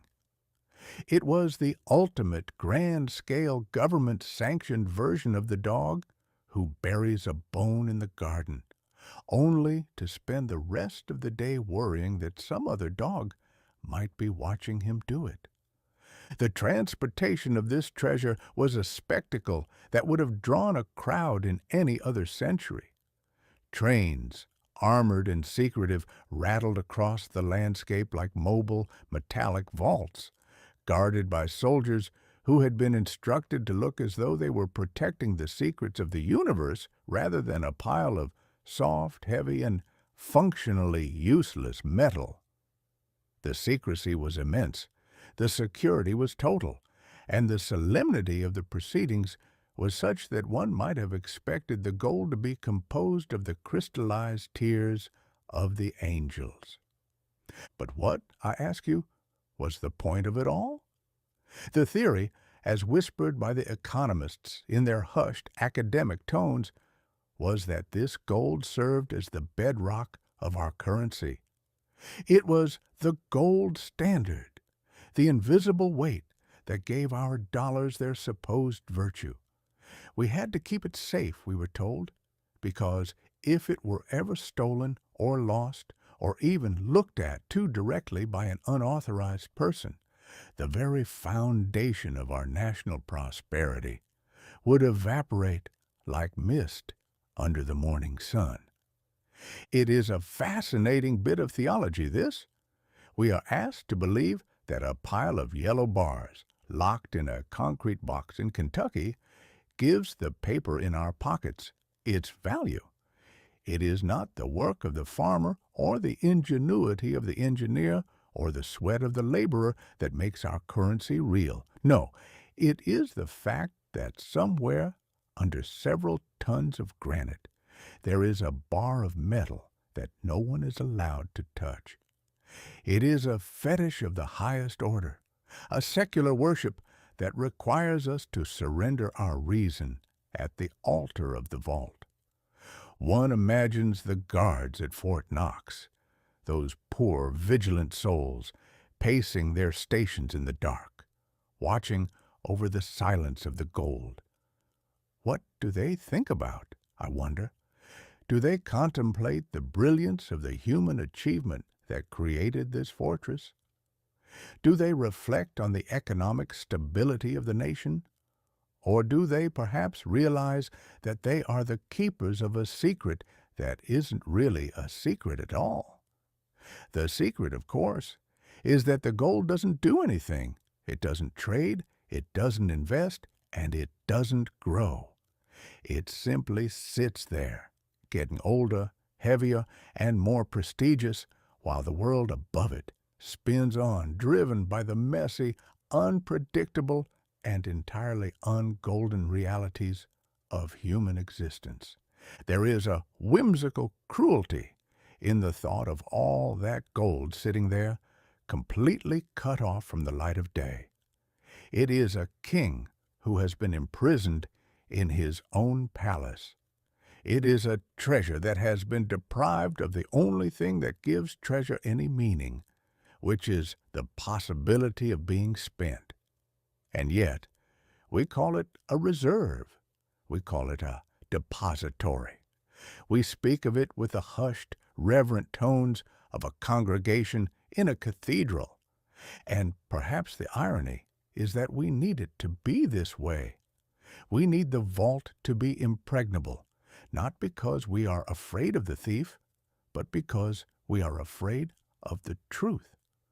We are afraid that if the gold were out in the world, moving from hand to hand, we might eventually see it for what it truly is, a soft, malleable, and essentially unnecessary bit of decoration.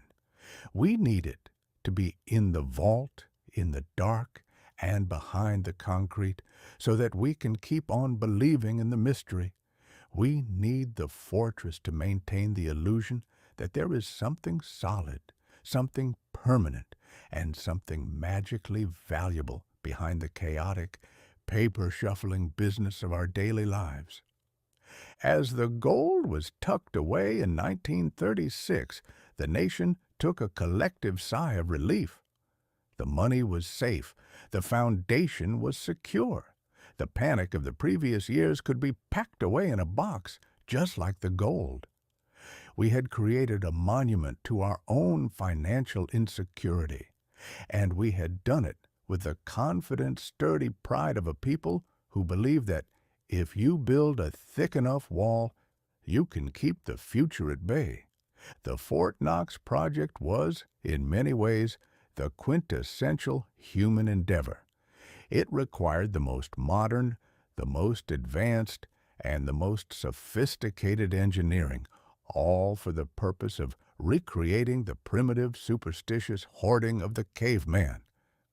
We had learned how to harness the electricity, how to split the atom, and how to fly across the oceans. And we had decided that the best use of our collective genius was to put our wealth in a hole and stand guard over it.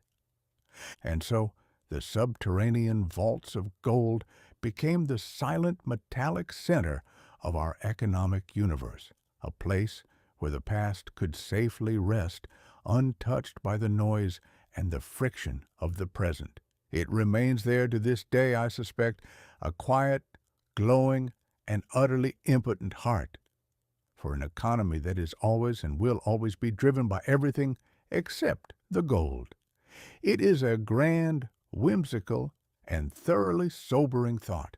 We are a species that will go to the ends of the earth to possess the shiny, and then, once we have it, we will go to the ends of the earth to make sure no one else can have it either.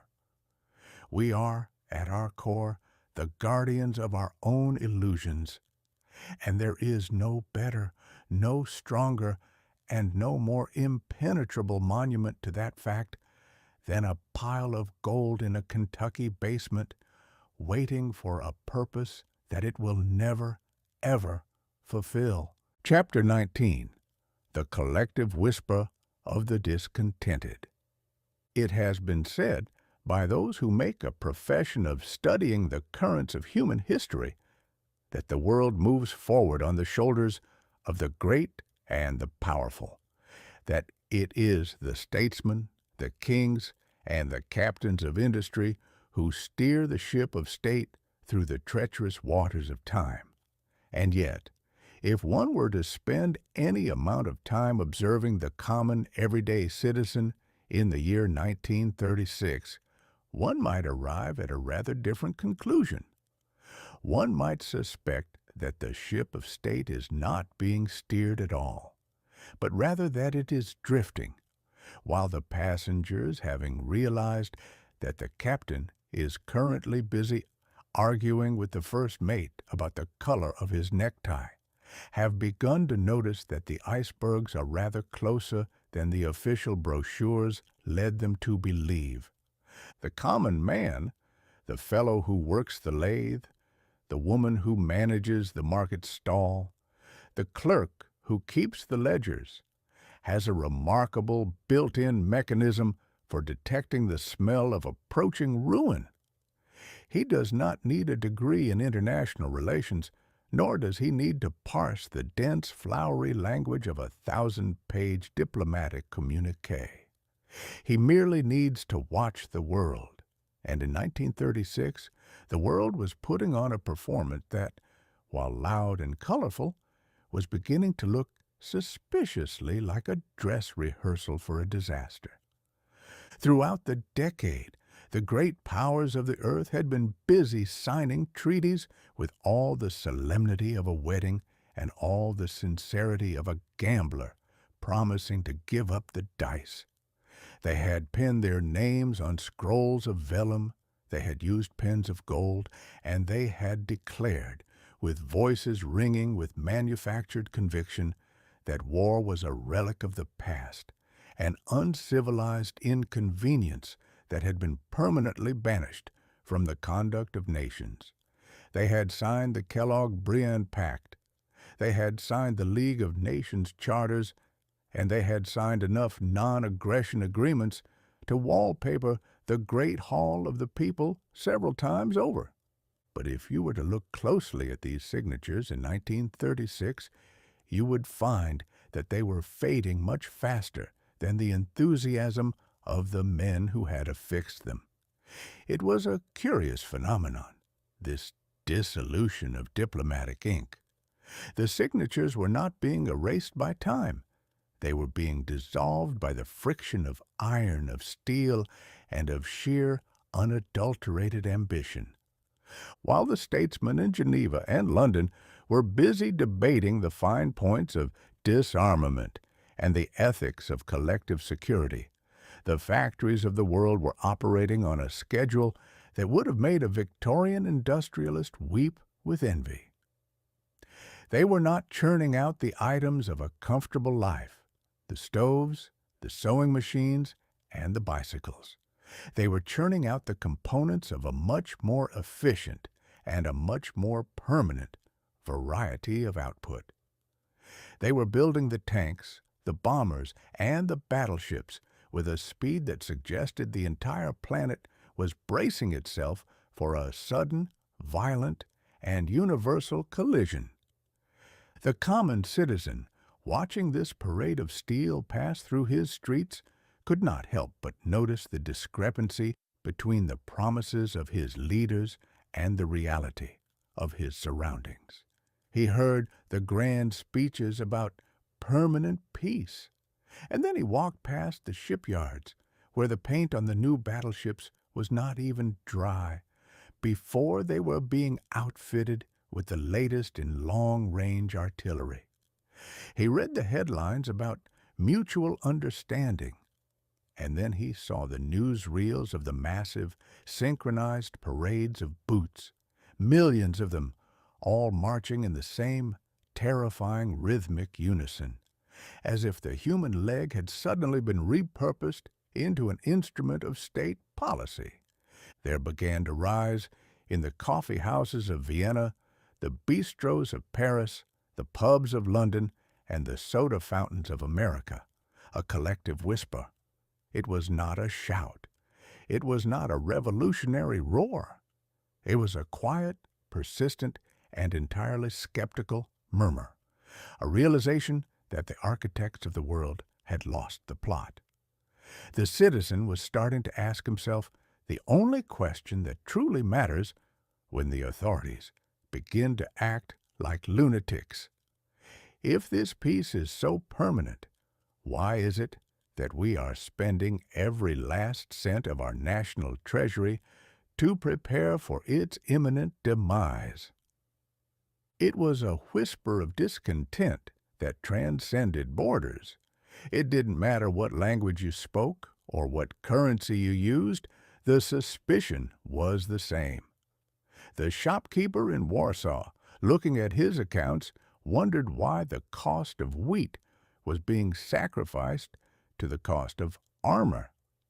The farmer in the American Midwest, looking at his dust-choked fields, wondered why the government was so preoccupied with the intricacies of foreign alliances while his children were hungry.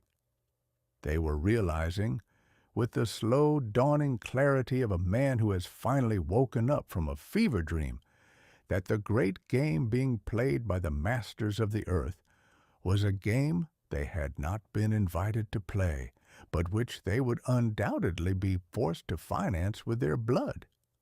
The statesmen, of course, were entirely too busy to notice the whisper. They were preoccupied with the grand, sonorous architecture of their own importance. They lived in a world of protocol, of cabinet meetings, and of diplomatic lunches where the wine was excellent and the topics were kept strictly to the shallow, agreeable surface. They operated under the delusion that as long as they were talking, the peace was secure.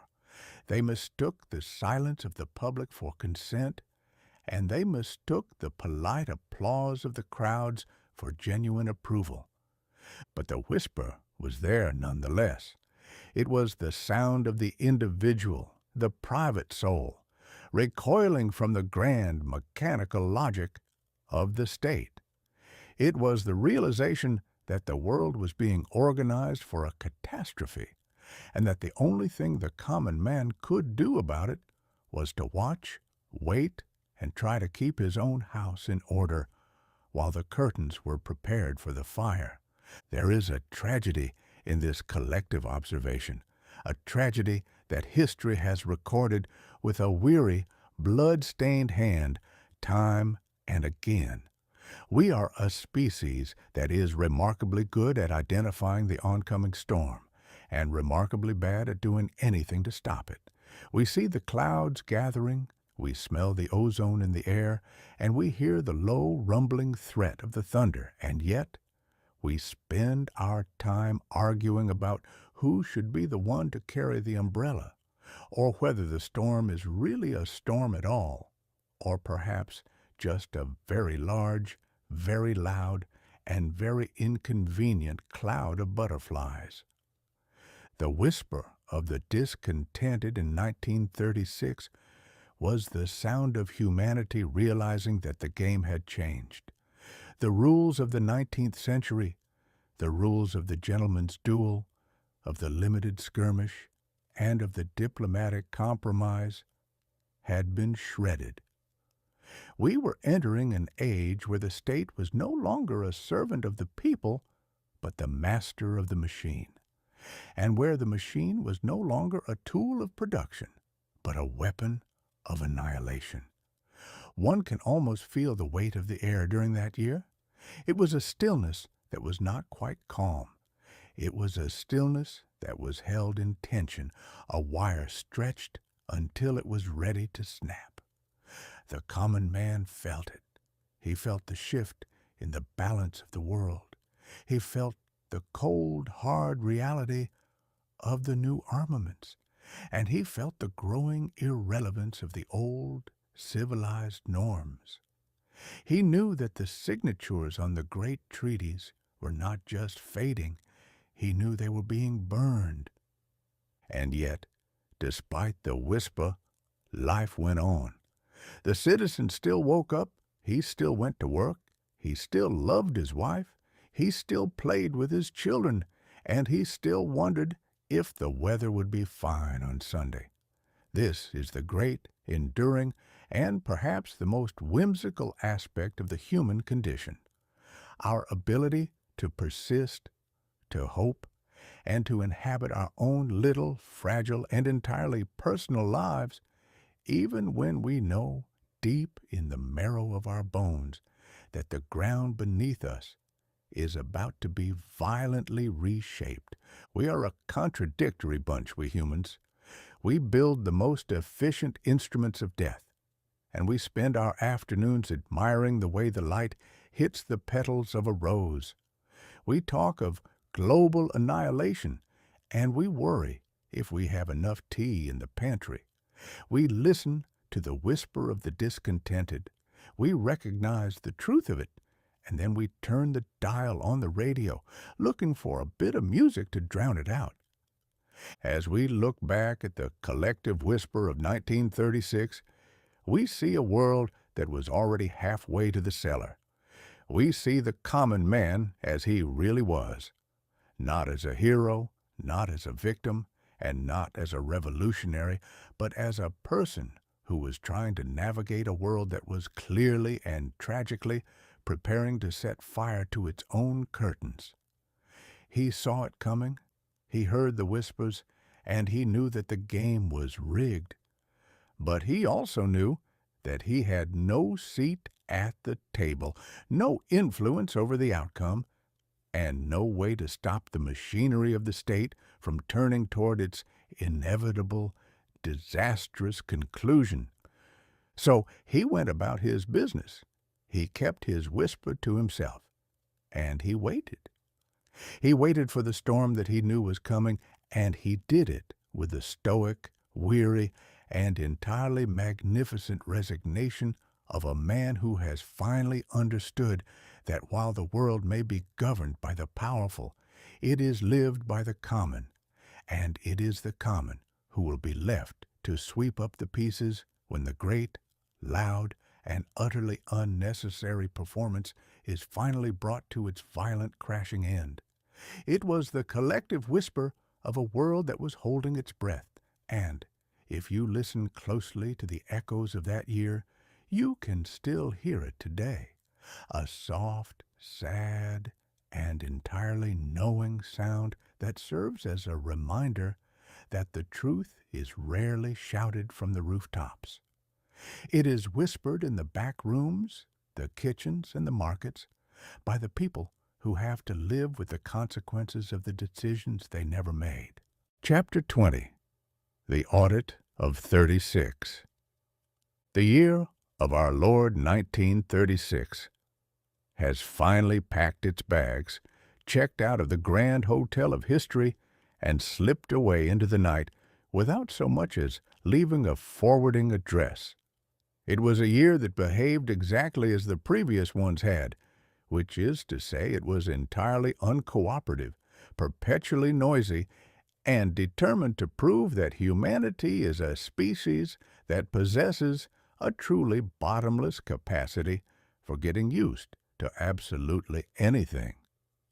We have spent 12 months watching the world turn upside down, shaking it by the ankles to see what might fall out of its pockets, and then, finding that we were still standing, we simply brushed off our coats, adjusted our hats, and went about our business as if nothing at all had occurred.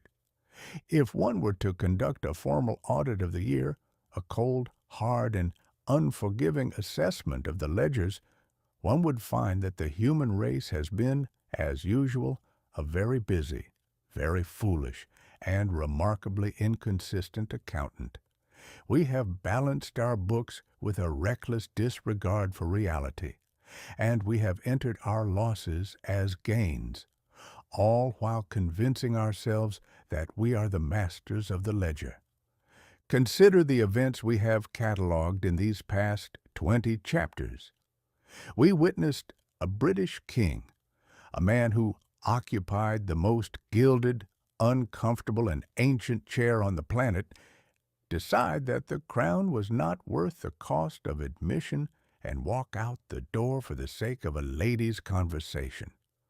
The world gasped, the newspapers screeched, and the bishops clutched their pearls, and yet, before the snow had melted from the London streets, we were already reading the headlines about the new fellow, already adjusting our coins to the new profile, and already wondering if the new king would be as dull as his predecessor. We took the most stable, the most reliable, and the most sanctified institution in the empire, we pulled the rug out from under it, and we continued to eat our breakfast without dropping a single crumb. Then there was the march of the machines. We spent the year trying to convince ourselves that speed was the equivalent of progress. We built floating palaces that could cross the ocean in a handful of days. We filled the sky with silver cigars and iron birds. And we spent our fortunes on radios and moving boxes that promised to bring the world into our parlors. We were so busy marveling at the machinery, at the vibration of the turbines, the flicker of the green light on the screen, and the hum of the wireless, that we forgot to ask whether the world we were inviting into our homes was actually worth the trouble. We wanted to see more, hear more, and travel faster, and we accomplished it all with a degree of mechanical proficiency that would have baffled the wisest men of the previous century. But in the Audit of 36, one must ask, did we understand any more? I suspect not. We just became better at being distracted. We engaged in a grand economic experiment, a fiscal fantasy that defied all the laws of common sense. We decided that the best way to fill a hole was to dig a bigger one next to it and move the dirt from the first to the second. We listened to the academics. We bowed to the authority of the borrowed shovel, and we convinced ourselves that the economy was not a natural living thing, but a temperamental engine that could be tuned by a sufficiently clever mechanic. We buried our gold in the Kentucky hills, locking it away in a tomb as if we were afraid it might decide to go for a stroll, all to provide a mythical foundation for the paper in our pockets. We acted with the frantic, sweat-drenched energy of a gambler who has decided that if he just bets enough, he can convince the cards to change their faces. And the theater! Oh, the Theater of 36.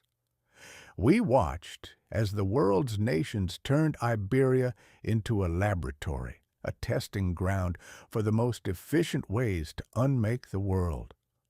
We watched the fascists and the communists and the various other isms sharpen their knives on the bones of the Spanish peasantry, and we treated it as a spectator sport. We debated the strategy, we analyzed the armaments, and we wondered who was gaining the advantage, all while conveniently forgetting that the advantage being sought was the ability to wage a war that would eventually leave no one standing. We played the game of international politics as if the pieces were made of wood, failing to see that they were made of flesh and blood, and that the board was our own home. We also saw the great creeping paralysis of the law, where the finest minds in the land spent their afternoons finding new and inventive ways to say no. We saw the Supreme Court turn into a fortress of the past, a place where the logic of the 19th century was used to build a wall against the 20th. We watched the government try to push and the court try to pull, and we sat back and waited to see who would snap first. It was a contest of wills, a duel of egos, and a grand, expensive, and thoroughly unproductive exercise in constitutional navel-gazing. We looked to the law to solve our problems, and the law looked back at us and asked for a brief. And yet, despite it all, despite the kings leaving, the gold burying, the machines roaring, and the walls rising, we survived. We are a resilient, adaptable, and occasionally miraculous lot. We have the constitution of a mountain goat and the memory of a goldfish. We get used to the strangest things with a terrifying speed. We have grown accustomed to the threat of war, the precariousness of the economy, and the absurdity of our own inventions. We have learned to live in the shadow of the smoke, to eat our dinner while the world outside is in a state of high-pitched hysteria, and to believe, with a stubborn, illogical hope, that tomorrow will be just like today, only with slightly better weather. There is a grandeur in this, I suppose. There is a magnificent, human, and utterly preposterous courage in the way we carry on. We are a species that can watch the ground shift beneath our feet and still bother to tie our shoelaces. We are a species that can listen to the whisper of the discontented, hear the rumble of the coming storm, and still decide to plant a row of beans because, well, it's the season for beans. But let us be honest in our audit. Let us look at the ledger and see the truth. The year 1936 was not a year of accomplishment. It was a year of preparation. It was a year in which we built the stage, rehearsed the lines, and sharpened the knives for a performance that is yet to come. We spent the year getting comfortable with the idea that the world is a dangerous place and that we are, each of us, on our own. We spent the year convincing ourselves that we could manage the chaos, that we could outthink the crisis, and that we could keep our little private lives safe from the grand crashing tides of history. We have built a world of marvelous, intricate, and entirely fragile connections. We have strung our wires across the continents. We have spanned our bays with bridges of steel, and we have woven our lives into a web that is as strong as it is sensitive. But the audit shows that we have also built a world that is fundamentally, dangerously, and profoundly out of our control. We are the architects of a system that requires a perfect, uninterrupted flow of logic, peace, and cooperation. And we are ourselves the most illogical, the most quarrelsome, and the most cooperative only when forced creatures that have ever walked the earth. So, what is the conclusion of the audit? What is the final entry in the ledger of 36? It is this: we are a species that will build a bridge of magnificent proportions to connect two cities, and then immediately utilize the structure to march an army across it for the purpose of burning the city on the opposite side. We have mastered the art of construction, but we have failed to learn the art of the peace. We have perfected the science of the machine, but we have neglected the science of the soul. We have become the masters of the planet, the conquerors of the air, and the editors of our own reality, and yet we are still at heart the same frightened, curious, and profoundly confused children who first looked at the stars and wondered if they were lamps or holes in the ceiling. As we turn the page, as we leave the Audit of 36 behind and step into the new year, we carry with us the same old bag of tricks. We have our ambition, we have our prejudices, we have our gadgets, and we have our undying, unshakable belief that this time, this next year, this next project, this next election will be the one that gets it right. We are a species of eternal optimists, doomed to repeat our mistakes because we are simply too busy, too distracted, and too fundamentally in love with the sound of our own voices to ever listen to the silence of the history we are so busily rewriting. The year is done. The accounts are closed. The ledger is put away. And we, the auditors of our own existence, are left with the same question we started with. What shall we do with the time we have? I suspect we will do what we have always done. We will build, we will break, we will argue, and we will move on. We will act as if the world is a serious place, and we will occasionally catch a glimpse of the truth that it is all a grand, whimsical, and entirely tragic joke. And we will laugh, we will cry, and we will carry on, because there is simply nothing else to be done. The year of 1936 was a performance, and the curtain has fallen, but the theater remains, and there is always another act, another set, and another audience waiting to be convinced that this time the story will have a happy ending. I hope, for the sake of the beans, that it does. I truly do.